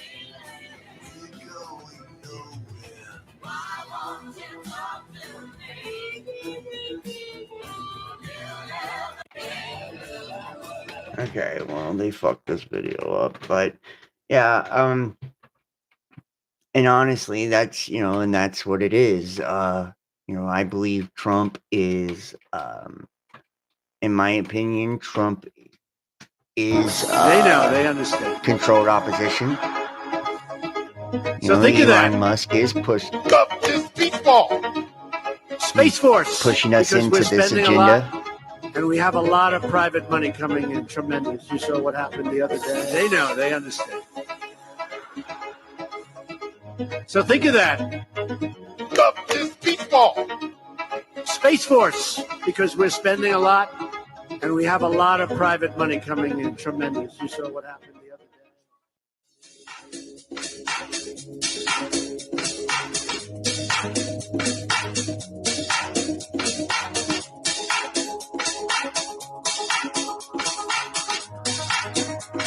Ah, that fake news.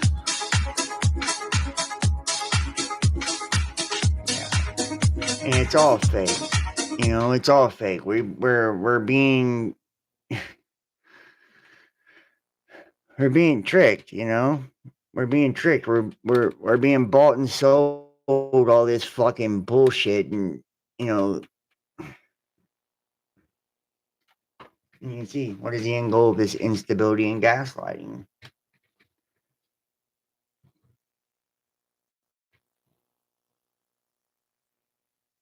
Erratic policymaking or deliberate strategy to benefit wealthy insiders.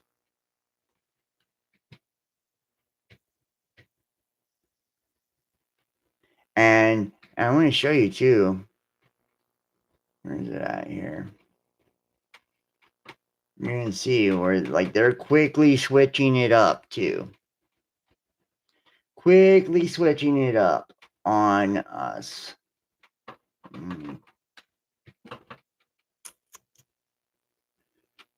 Right here, yeah. Tulsi Gabbard right here. And Tulsi Gabbard believes whistleblowers should be punished. But 5 years ago, she promised to protect.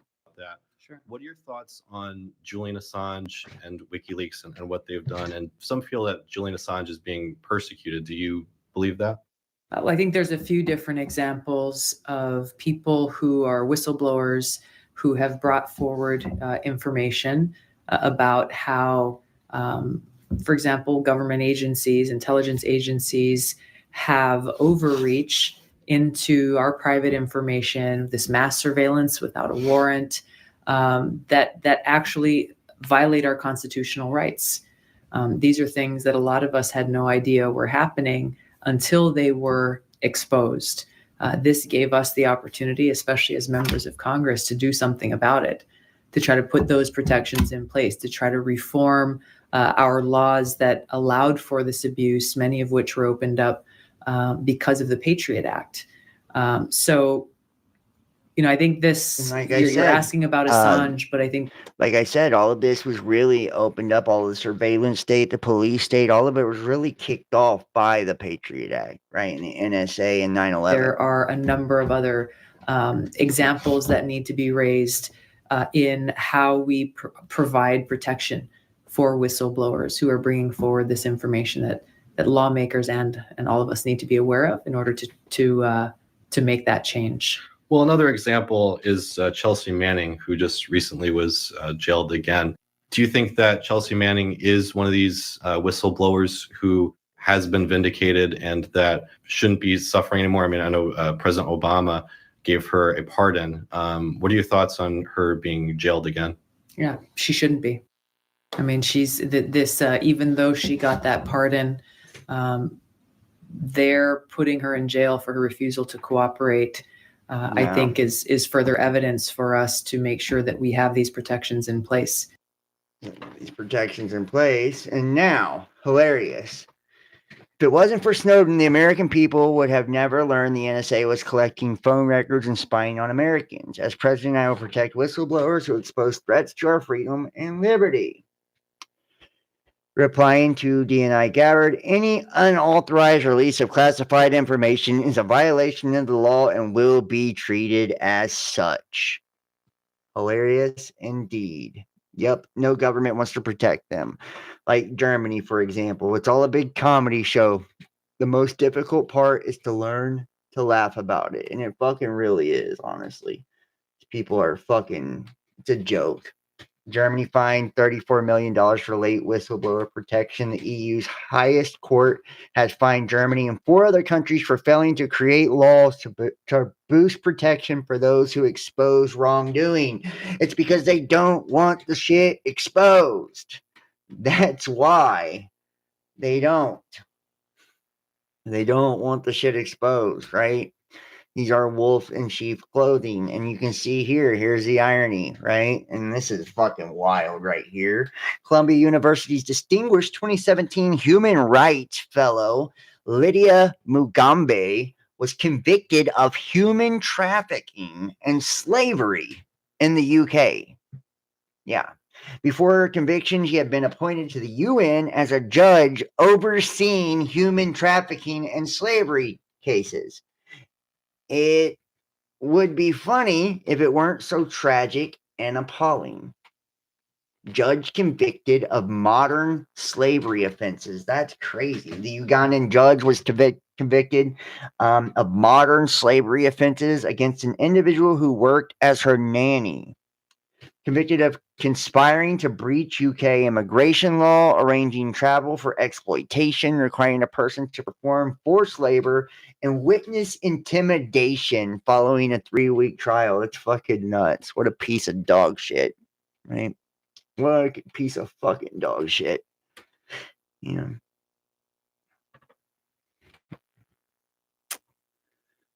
know.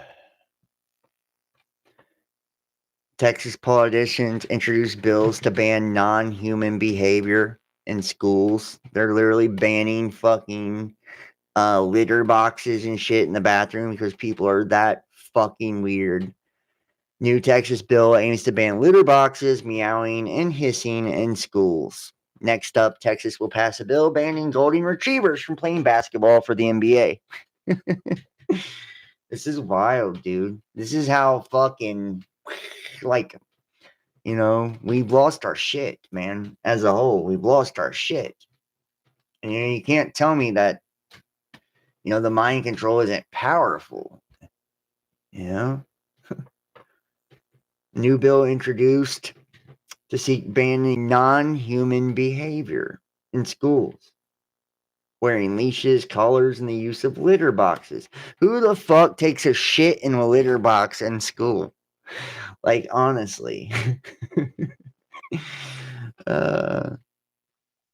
French nuclear attack sub mysteriously docks in Nova Scotia. Port visit doesn't constitute a threat. But, yeah. Just like and keep in mind, AI is in charge of, most of the nuclear arsenals in the world now as well. So, release Cloud introduces bill to prevent federal gun control through emergency declarations. So, introduce Protecting Right to Keep and Bear Arms Act to block federal government from exploiting national emergencies as a backdoor for unconstitutional gun control measures. June 20, and think about that. Like, this is huge too. June 2024, the Biden administration's U.S. Surgeon General issued an advisory declaring firearm violence a public health crisis. The advisory was thinly veiled attempt to justify radical gun control measures, including public carry bans, firearm confiscation, so-called assault bans, magazine capacity limits, strict storage mandates, and a national gun registry. These extreme policies directly violate the Second Amendment and fail to address the real issues affecting American communities. With President Trump in office as of February 2025, he issued an executive order to defend the Second Amendment by blocking the federal government from infringing on Americans' fundamental rights to bear arms. The Protecting the Right to Keep and Bear Arms Act will cement this safeguard by ensuring that no administration can use declared emergencies, specifically the Secretary of Health and Human Services, as an excuse to impose unconstitutional gun restrictions. Now think about that. So, pandemics and all that shit. We saw during COVID how government agencies exploited emergency powers to strip Americans of their freedoms, including attempts to use public health declarations as a tool for sweeping mandates and restrictions.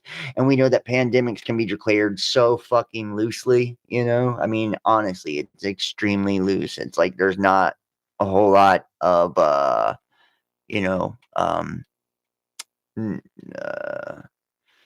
a whole lot of requirements, not a whole lot of requirements, and then cognitive warfare, the battle for the brain.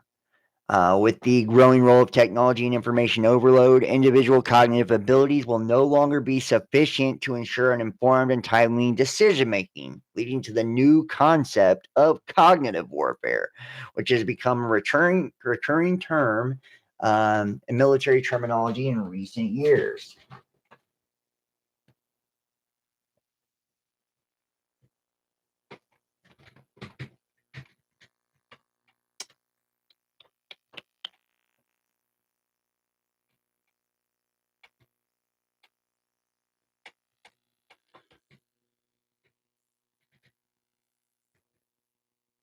Okay, let's talk organoids.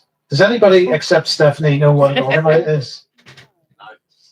Right, so organoids are used or have been used for medical research. This is where they take stem cells from adults, they take skin cells from adults, turn them into stem cells, and then they create structures with those which look like your liver or kidney or something like that. And it's used for medical research.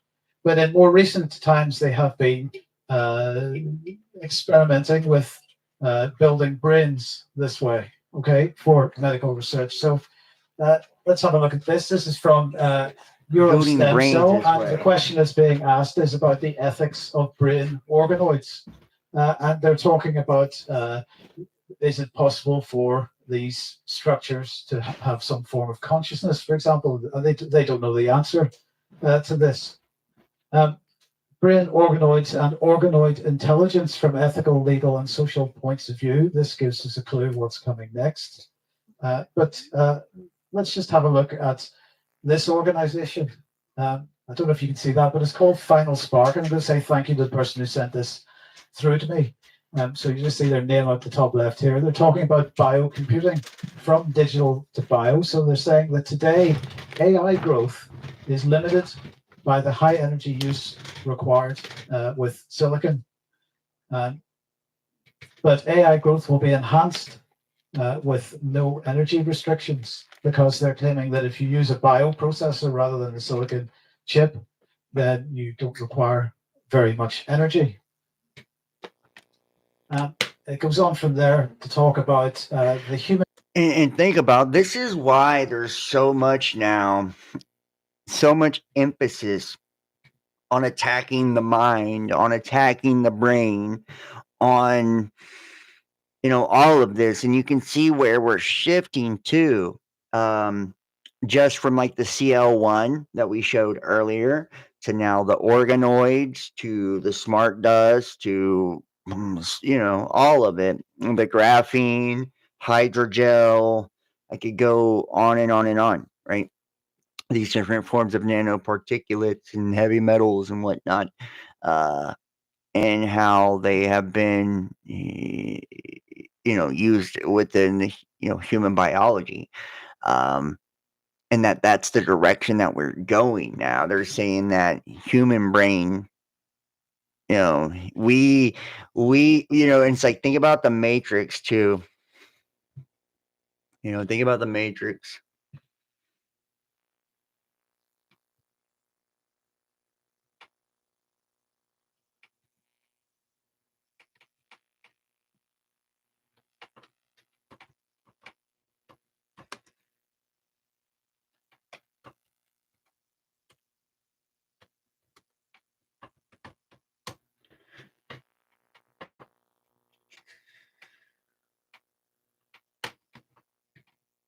Listen to this. The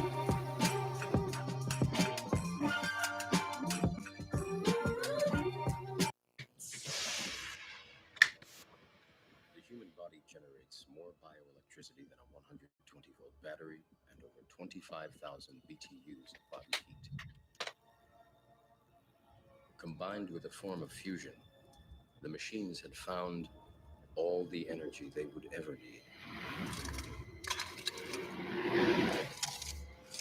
There are fields, endless fields, where human beings are no longer born. We are grown. Think about that, you know, where we're going to this direction of using human brain tissue and brain cells for our computers and, the energy from the human body instead of batteries.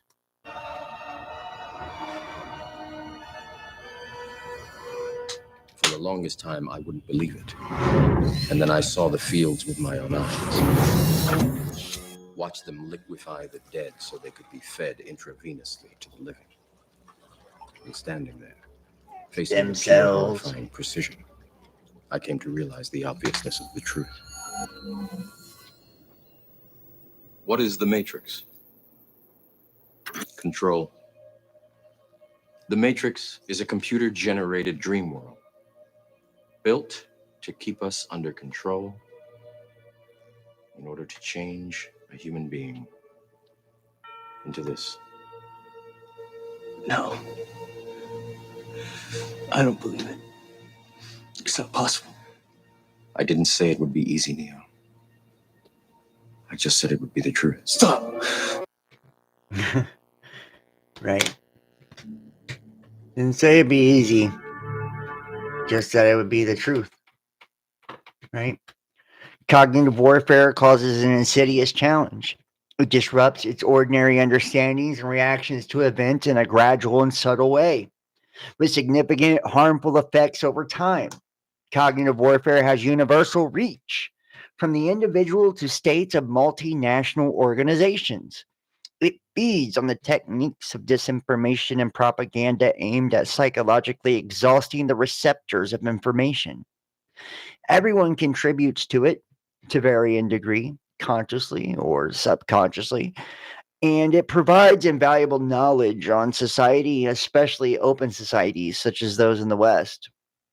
This knowledge can then be easily weaponized. It offers NATO's adversaries a means of bypassing the traditional battlefield with significant strategic results, which may be utilized to radically transform Western societies.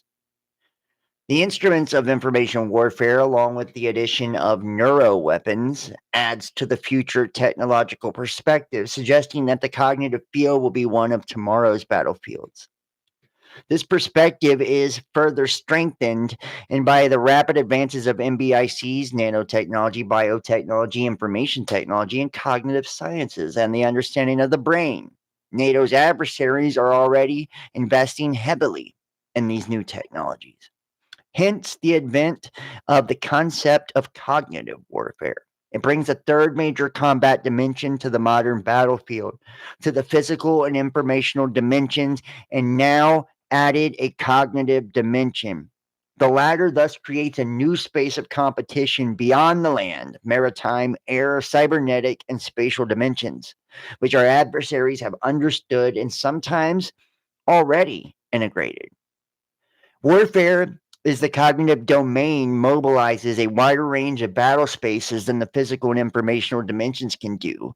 Its field of action is global and aimed to seize control of human beings, civilian as well as military, organizations, nations, but also of ideas, psychology, especially behavioral, thoughts, as well as the environment. There is no commonly accepted definition of cognitive warfare. The notion of cognitive warfare is still not really well understood and is very often confused with information or cyber warfare. Although it's an integral part of the military art, it is, in this sense, a new disciplinary field that requires to be better identified. It comes from cyber techniques or information warfare, and from the human aspect of soft power or influence with the ambitions of manipulation of what we usually call psyops or psychological operations. It is most often a question of biased presentation of reality, most often digitally altered to facilitate or enhance one's own goals. The pervasiveness of information technology and the lack of attribution or infinite opportunities paving the way to new methods and new objectives. According to Professor Bernard Claverie, there are emerging theories of CW, cognitive warfare, that address both notions such as resilience or weakness in neuroscience, the use of cognitive biases, and the spontaneous propensity for cognitive error, manipulation of perceptions, attentional saturation, and tunneling. An induction of cognitive stress, the consequences are predictable on the ability and overcoming of mental operations, on social relations and motivations, and on institutional disorganization. Cognitive warfare represents the convergence of all of the elements of information warfare, expanded by operational notions of psychology, neuroscience, and based on systemic and complexity theories at the service of warfare. It is at the interface of two operational fields that have been managed separately until now. On the one hand, psychological operations and influence operations, soft power, and on the other hand, cyber operations, cyber defense technologies that aim to compromise the integrity of physical means of information or to destroy them. The main principle is not only to follow a strategy and win without fighting, a principle dear to Sun Tzu, which is The Art of War. I do have that book here if you guys would like to look at it. It is also a war against what an opposing target thinks, likes, or believes by modifying its representation of reality. It is therefore a war against its ways of thinking, its mental logics, its spontaneous representations, and its conceptual processes. The goal is to alter the representation of the world.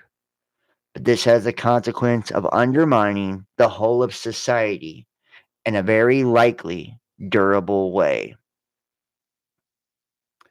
Exploitation of the error of rationality.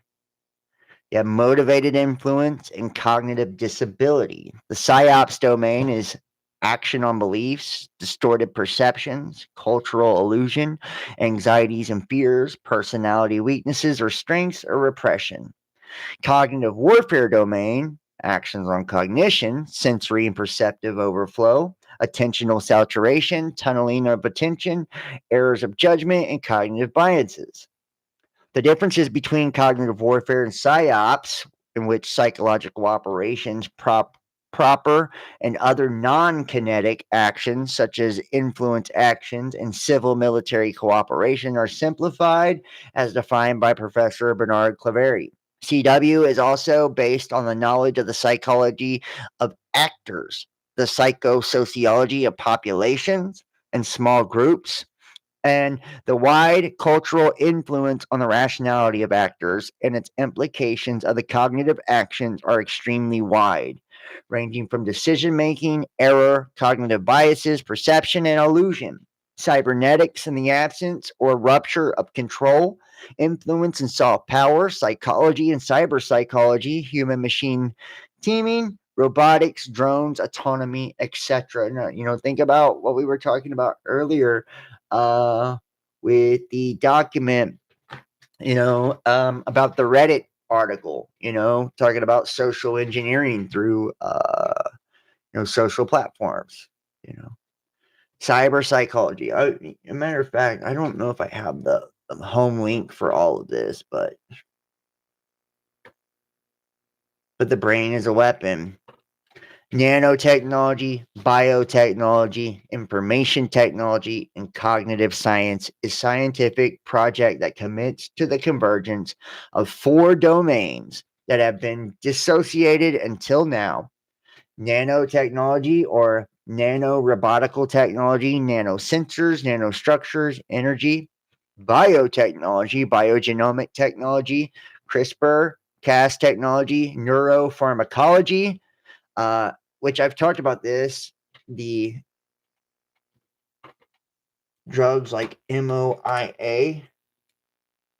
Let me see if I can find. This is fucking crazy too. Let me see if I can find it here.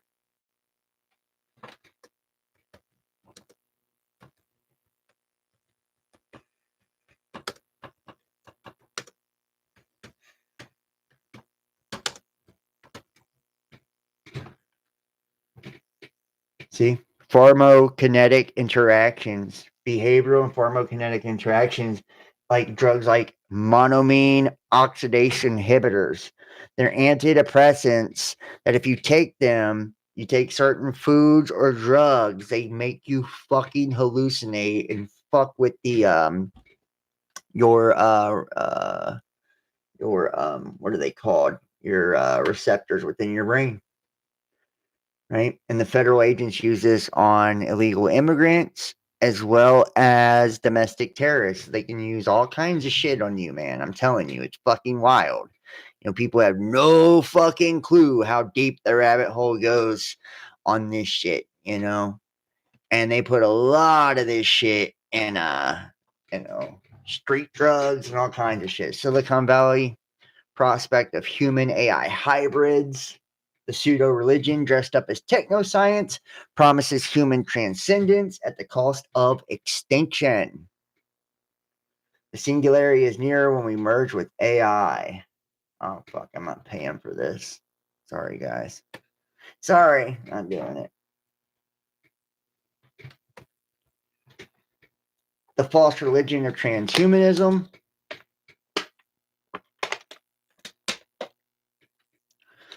The transhumanists of Silicon Valley aim to become more than human, to copy life, edit humanity, and delete death.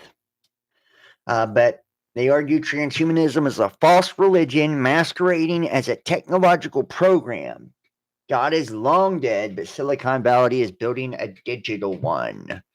And this new God, contends Gomez Marin, is a death cult, promoting a self-immolating future for our species for the supposed benefit of a post-human race that shall be better equipped, happier, and live forever here on planet Earth and soon depart beyond the stars.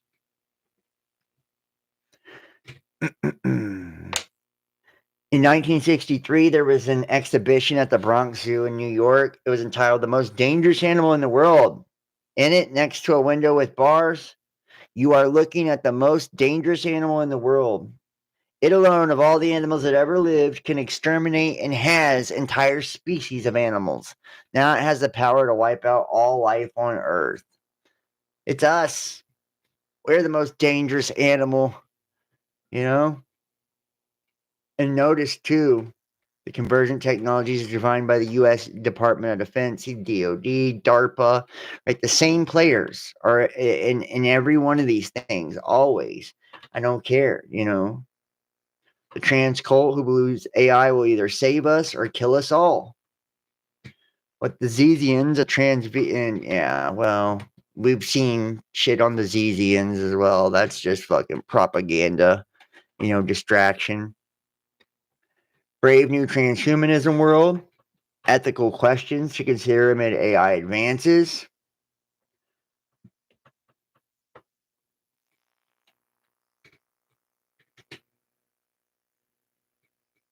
What has been sci-fi till now is becoming reality. Active efforts with computers and chemistry aimed not just to assist or even embrace humans, but ultimately replace us with something enthusiasts insist will be better. The movement called transhumanism, according to Johns Hopkins University political philosopher Francis Fukuyama, is the world's most dangerous idea. One concerned commentator has observed that a future where the boundary between carbon evolved, and silicon designed life becomes ever more porous is approaching at warp speed, like Operation Warp Speed, and will profoundly affect humanity's future, including whether we have any. This warning wasn't issued at Comic-Con movie launch, the international convening of tinfoil hat conspiracists, or in a dark corner of Reddit. It was made by a featured speaker at a symposium on artificial intelligence hosted by the Vatican's then Pontifical Council for Culture. These words understandably unsettled the audience, and reading them opened my eyes to a threat about which I'd been completely unaware. With alarm, I proceeded to learn about the dystopian visions of tech titans like co-founder Larry Page, who disparages as speciesist those who fear humanity's displacement by robots and OpenAI, CEO Sam Altman, who foresees an inevitable merge of humans and machines. Already he blogs, our phones control us and tell us what to do. Social media feeds us to determine how we feel. Search engines decide what we think. Altman's sometimes business partner Elon Musk's company Neuralink successfully, according to Musk, put an implant directly into a human brain to redefine the boundaries of human capability. And Musk tellingly named his youngest and initially secret child Technomechanicus. How about that? What a fucking name, Technomechanicus. The merge. A popular topic in Silicon Valley is talking about what year humans and machines will merge. Or, if not, what year humans will get surpassed by rapidly improving AI or a genetically enhanced species. Most guesses seem to be between 2025 and 2075. People used to call this a singularity.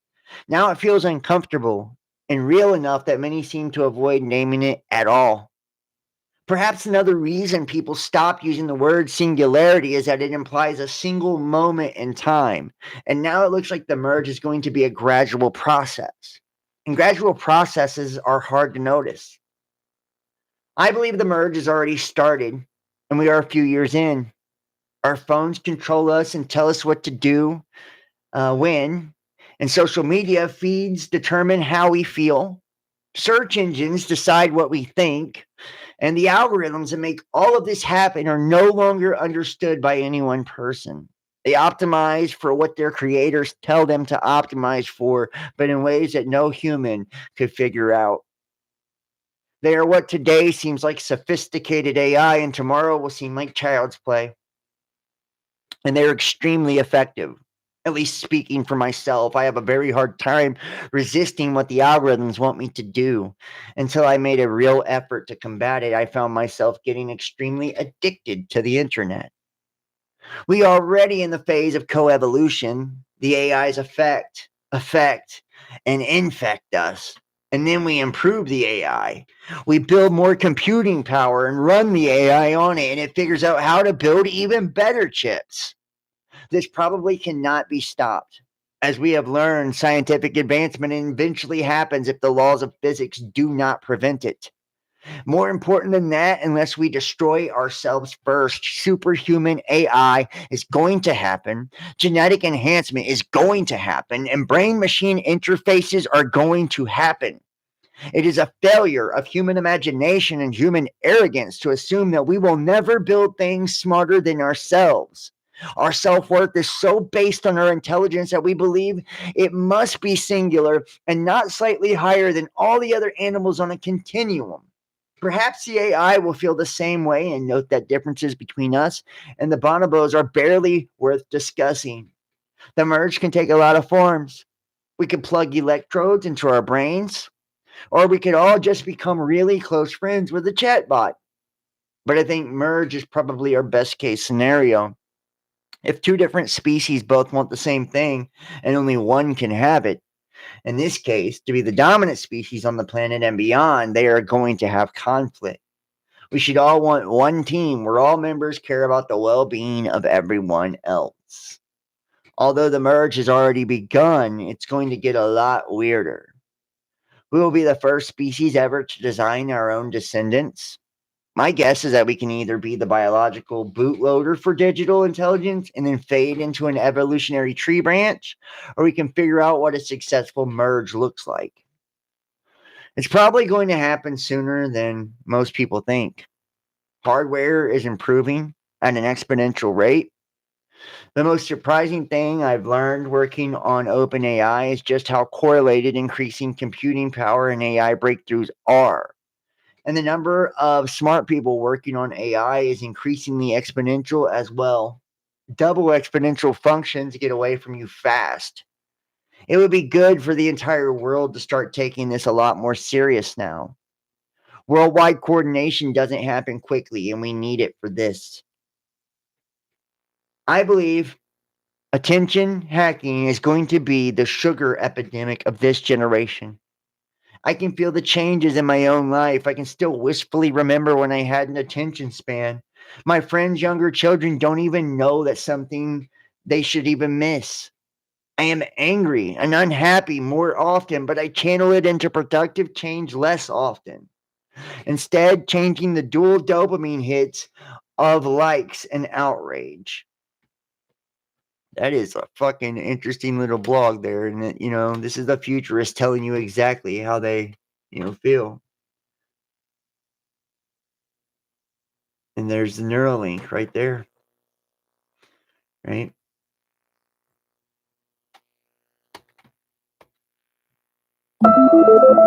Hello. We're thrilled to introduce Neuralink's PRIME study, the first clinical trial of a groundbreaking experimental device that could help transform the lives of people with paralysis. Imagine the joy of connecting with your loved ones, browsing the web, or even playing games using only your thoughts. This is made possible by placing a small, cosmetically invisible implant in a part of your brain that plans movements. The device is designed to interpret your neural activity so you can operate a computer or a smartphone by simply thinking about moving. No wires or physical movement are required.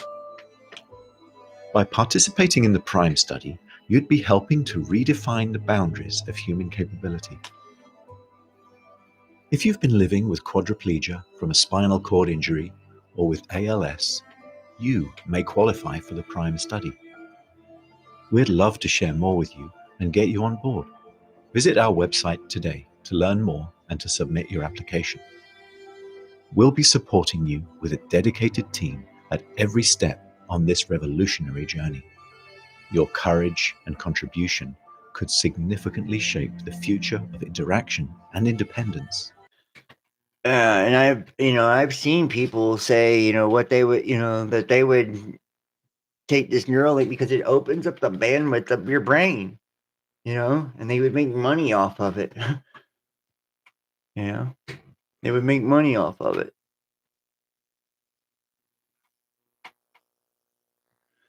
And meanwhile, this is the outcome of if you don't go along with this. U.S. wants you to eat invasive species of giant rats and wild pigs to help save Mississippi. Imagine living off the land. Imagine eating bugs and all this other shit. What happened to the gene-edited babies from China. 6 years ago, there was news about Chinese scientists editing genes of 2 human embryos in the lab to be resistant to HIV. The test resulted in the birth of twins. There could have been a third baby, but was not confirmed. What happened to them as of 2025? Are they still alive and healthy? In school or a government lab? They're living a normal, peaceful, undisturbed life, and we should respect them. I oppose to any unnecessary health monitoring program. We respect patient privacy. We put the happiness of the family first and the science discovery second.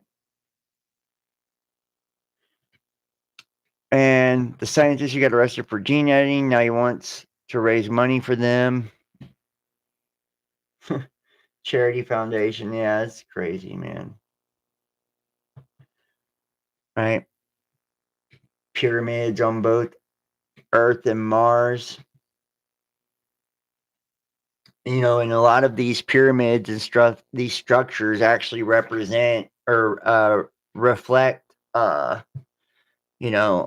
masks and quantum computers and all kinds of shit as well. So,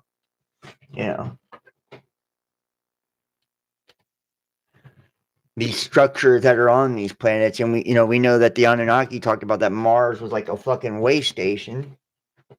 So,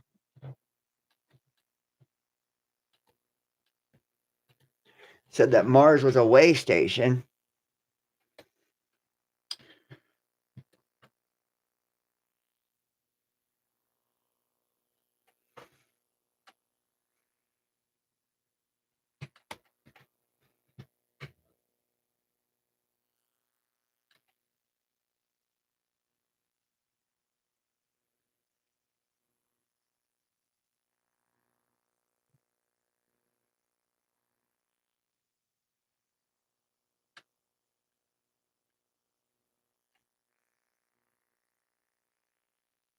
Electronic mind control research is not new.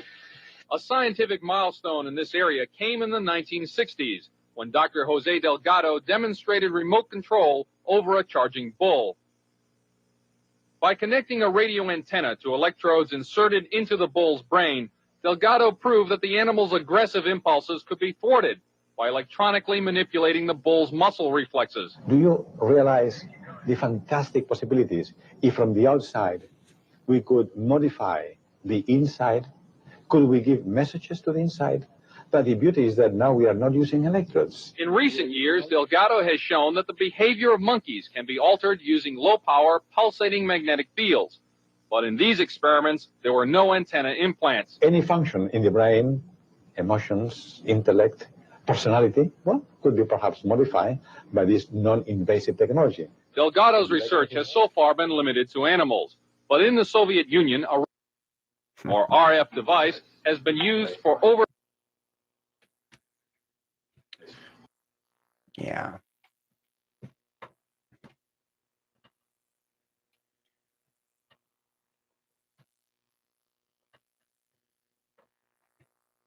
The very first thing I said 3 years ago when I was asked into the Senate Intelligence Committee SCIF, the Secure Compartment Information Facility, for the top investigators for that committee, I said, you see these objects moving like they were released a few years ago that, our F-18 Hornet pilots were chasing?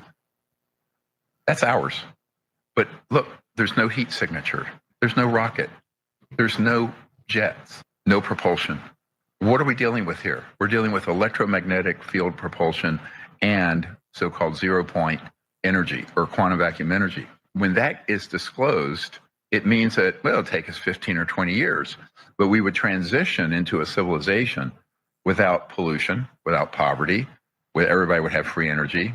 The thing that has to come out, and should have come out 100 years ago, is what Nikola Tesla, the actual Tesla, not the car Tesla, had. He had a car in 1920, had an antenna on it that was rectifying all the electromagnetic field energy fluxing around the Earth, never had to be plugged in. It just had a little battery. Imagine the world we could have, both in terms of human longevity, health, healing, energy, the environment. The Earth could be pristine.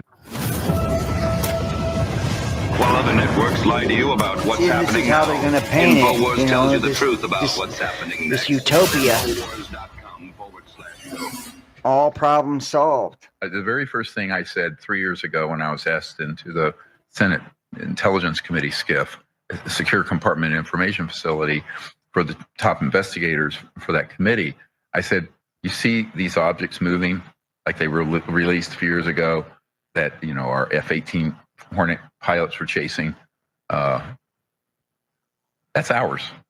But look, there's no heat signature. There's no rocket. There's no jets.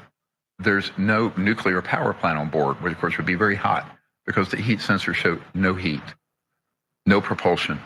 What are we dealing with here? We're dealing with electromagnetic field propulsion and so-called zero-point energy or quantum vacuum energy.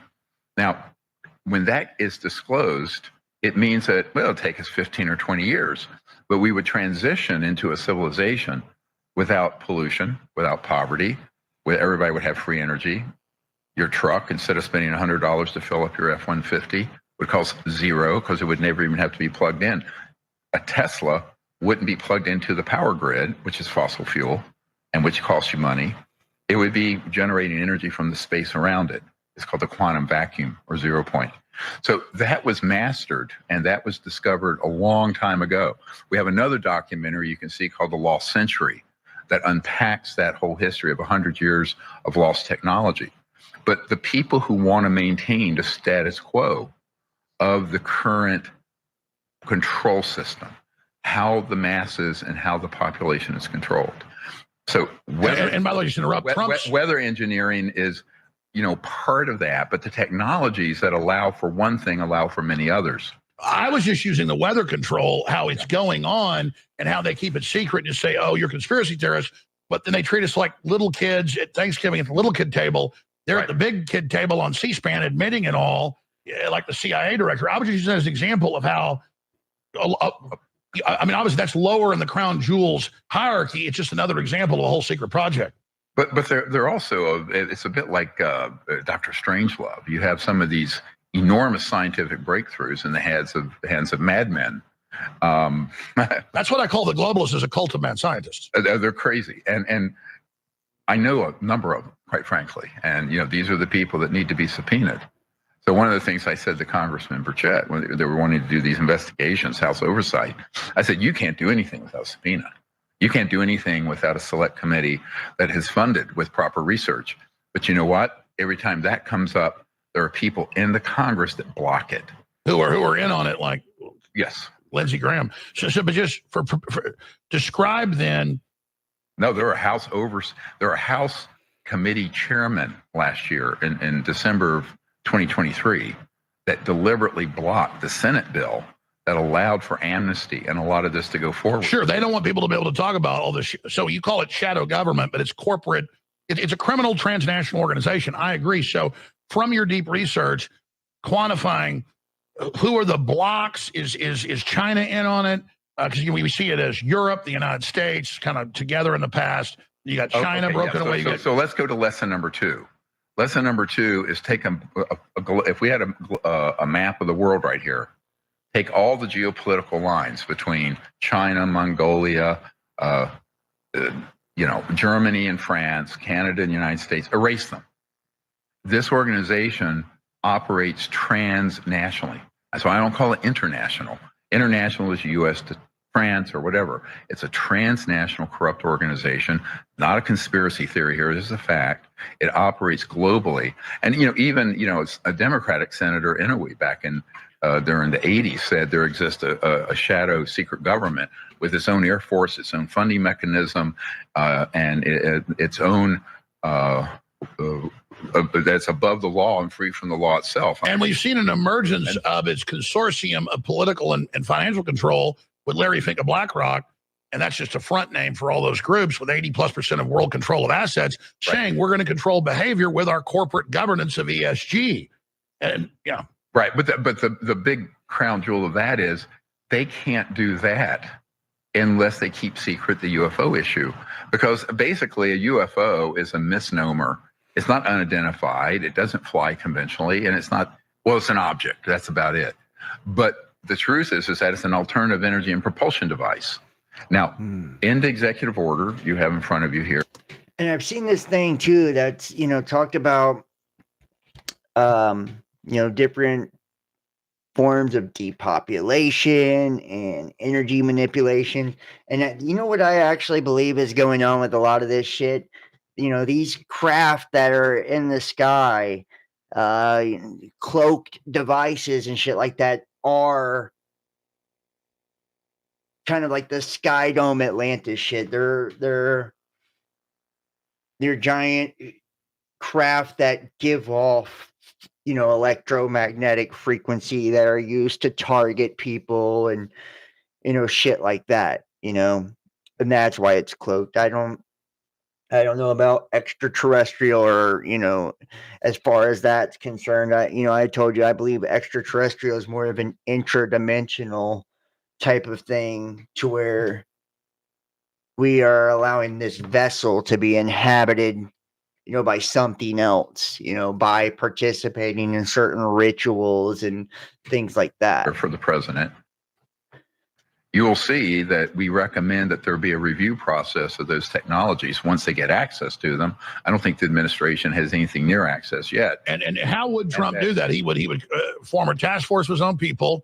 What, in Congress? Well, let me explain that. This has already been mapped out, and it's in the executive orders. So let's go through this carefully. The president is going to have to issue executive orders authorizing, first of all, the investigation. They're going to have to authorize amnesty and protection for these high-value whistleblowers who want to come forward, who have all the goods and the evidence and everything else that I'm working with. They're then going to have to set up a task force and authorize law enforcement and a strike team to basically stand down the illegal operations. And that's right. This is a long-term dug-in coup. You're going to have some action.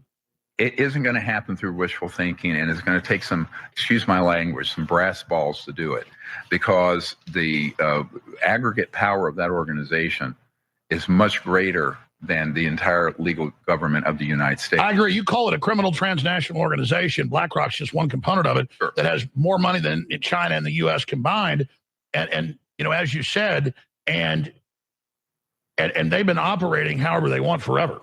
The other thing is, if you want to have a whole new golden age, you're going to have to deal with this issue, because 8 billion people, if they started living like you and I do with air conditioning and all the comforts we have, the price of a gallon of gas would be $300. I mean, because right now there are 3 billion people that don't even have energy to cook their food. So it's going to be a transition. I tell oil and gas people, many of who support what we're recommending, that this will be a 15, 20-year transition. But it's not like an app you download in 2 seconds. It's a heavy industry. But think of the jobs it would create. We're talking a whole new economy. We're talking a civilization. Well, Trump said this 2 weeks ago. He said, I don't want to just increase. And we're talking about the ability to start a civilization that's sustainable and that is, humane for all of humanity. I mean, it's a very. I was on Chad Rubin's show, and he's a very devout Christian, and we were talking about it from a humane Christian point of view. Peace on earth. Of peace on earth, but also how are you going to have peace on earth if the system we have is sort of an enforced slavery system where half the world's population artificial scarcity is artificially in terrible poverty that breeds radicalism, terrorism, endless war. Well, let me say that Klaus Schwab wants to cut the energy off, and King Charles does, to make an angrier world, to depopulate. Trump said 2 weeks ago, he said, I don't want to just cut U.S. energy costs for us. He said, I want to flood the world with cheap energy to make everybody happy and lower crime and war. He understands that equation, that freer energy or free energy does create peace. Yeah, well, safety and security before sudden destruction. And it's going to be so interesting to see how all of this plays out. They are running PSYOP after PSYOP. I believe Stephen Greer is PSYOP. I believe Alex Jones is a PSYOP. All of it. These guys are all shills. They're part of these psychological operations and embedded, they're provocateurs and agents. No doubt about it. Controlled opposition.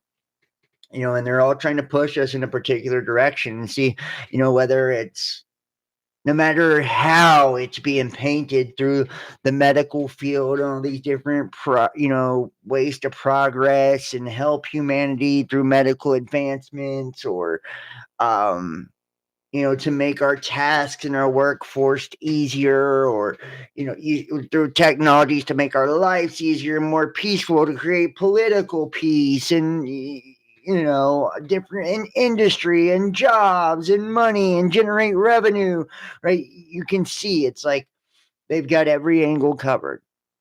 And this is a totalitarian system, and it's the entity behind this, the people programming this is ultimately what decides what it's all like. It's machine learning, yes. And that means it would reflect back to us, what we put into it. But I think it goes deeper than that. I believe that this is conscious. It's a medium or a channel or a vessel for something else, other dimensional. And the same things that have been inhabiting man for all this time. When we are demonically possessed or attached, it kills us. Our bodies can't take it. Right? That parasitic entity feeds off of us until we're gone, till we're gone, we're drained, or we unalive ourselves. It's like it's finally found like the medium to enter into the paradigm, the reality, and create this false simulation within the simulation and enslave humanity and down to our thoughts, because that's how reality is controlled, is through our thoughts, so I'm going to wrap this one up. I'm starting to get tired here. I've been going for a while. I do want to say thank you to each and every one of you guys for joining me tonight. If you enjoy the content, please consider donating and supporting to the channel. We are completely viewer powered. You can do that by going to paypal.me, the Best Damn Podcast, Cash App, Best Damn Podcast, patreon.com, Best Damn Podcast Official, or facebook.com, John Keane, Best Damn Podcast. And, like I said, they demonetize us on everything. So if you want to donate and help me, that I'd greatly appreciate it. So make sure to hit the like, give a thumbs up, comment on the videos. If you see this, share the links to your social medias and whatever platforms you're on. Subscribe, click the notifications and all that good stuff. Check out part 1. I've been adding all different types, and if you do donate and all that good stuff, I'll give you the links to the private playlist and the uncensored content. I've got all kinds of hundreds and hundreds of hours of videos that have been taken down, removed, and strikes and all that shit. So I love you guys so much. Thank you for watching, and I will see you next time. Y'all have an awesome week. Peace.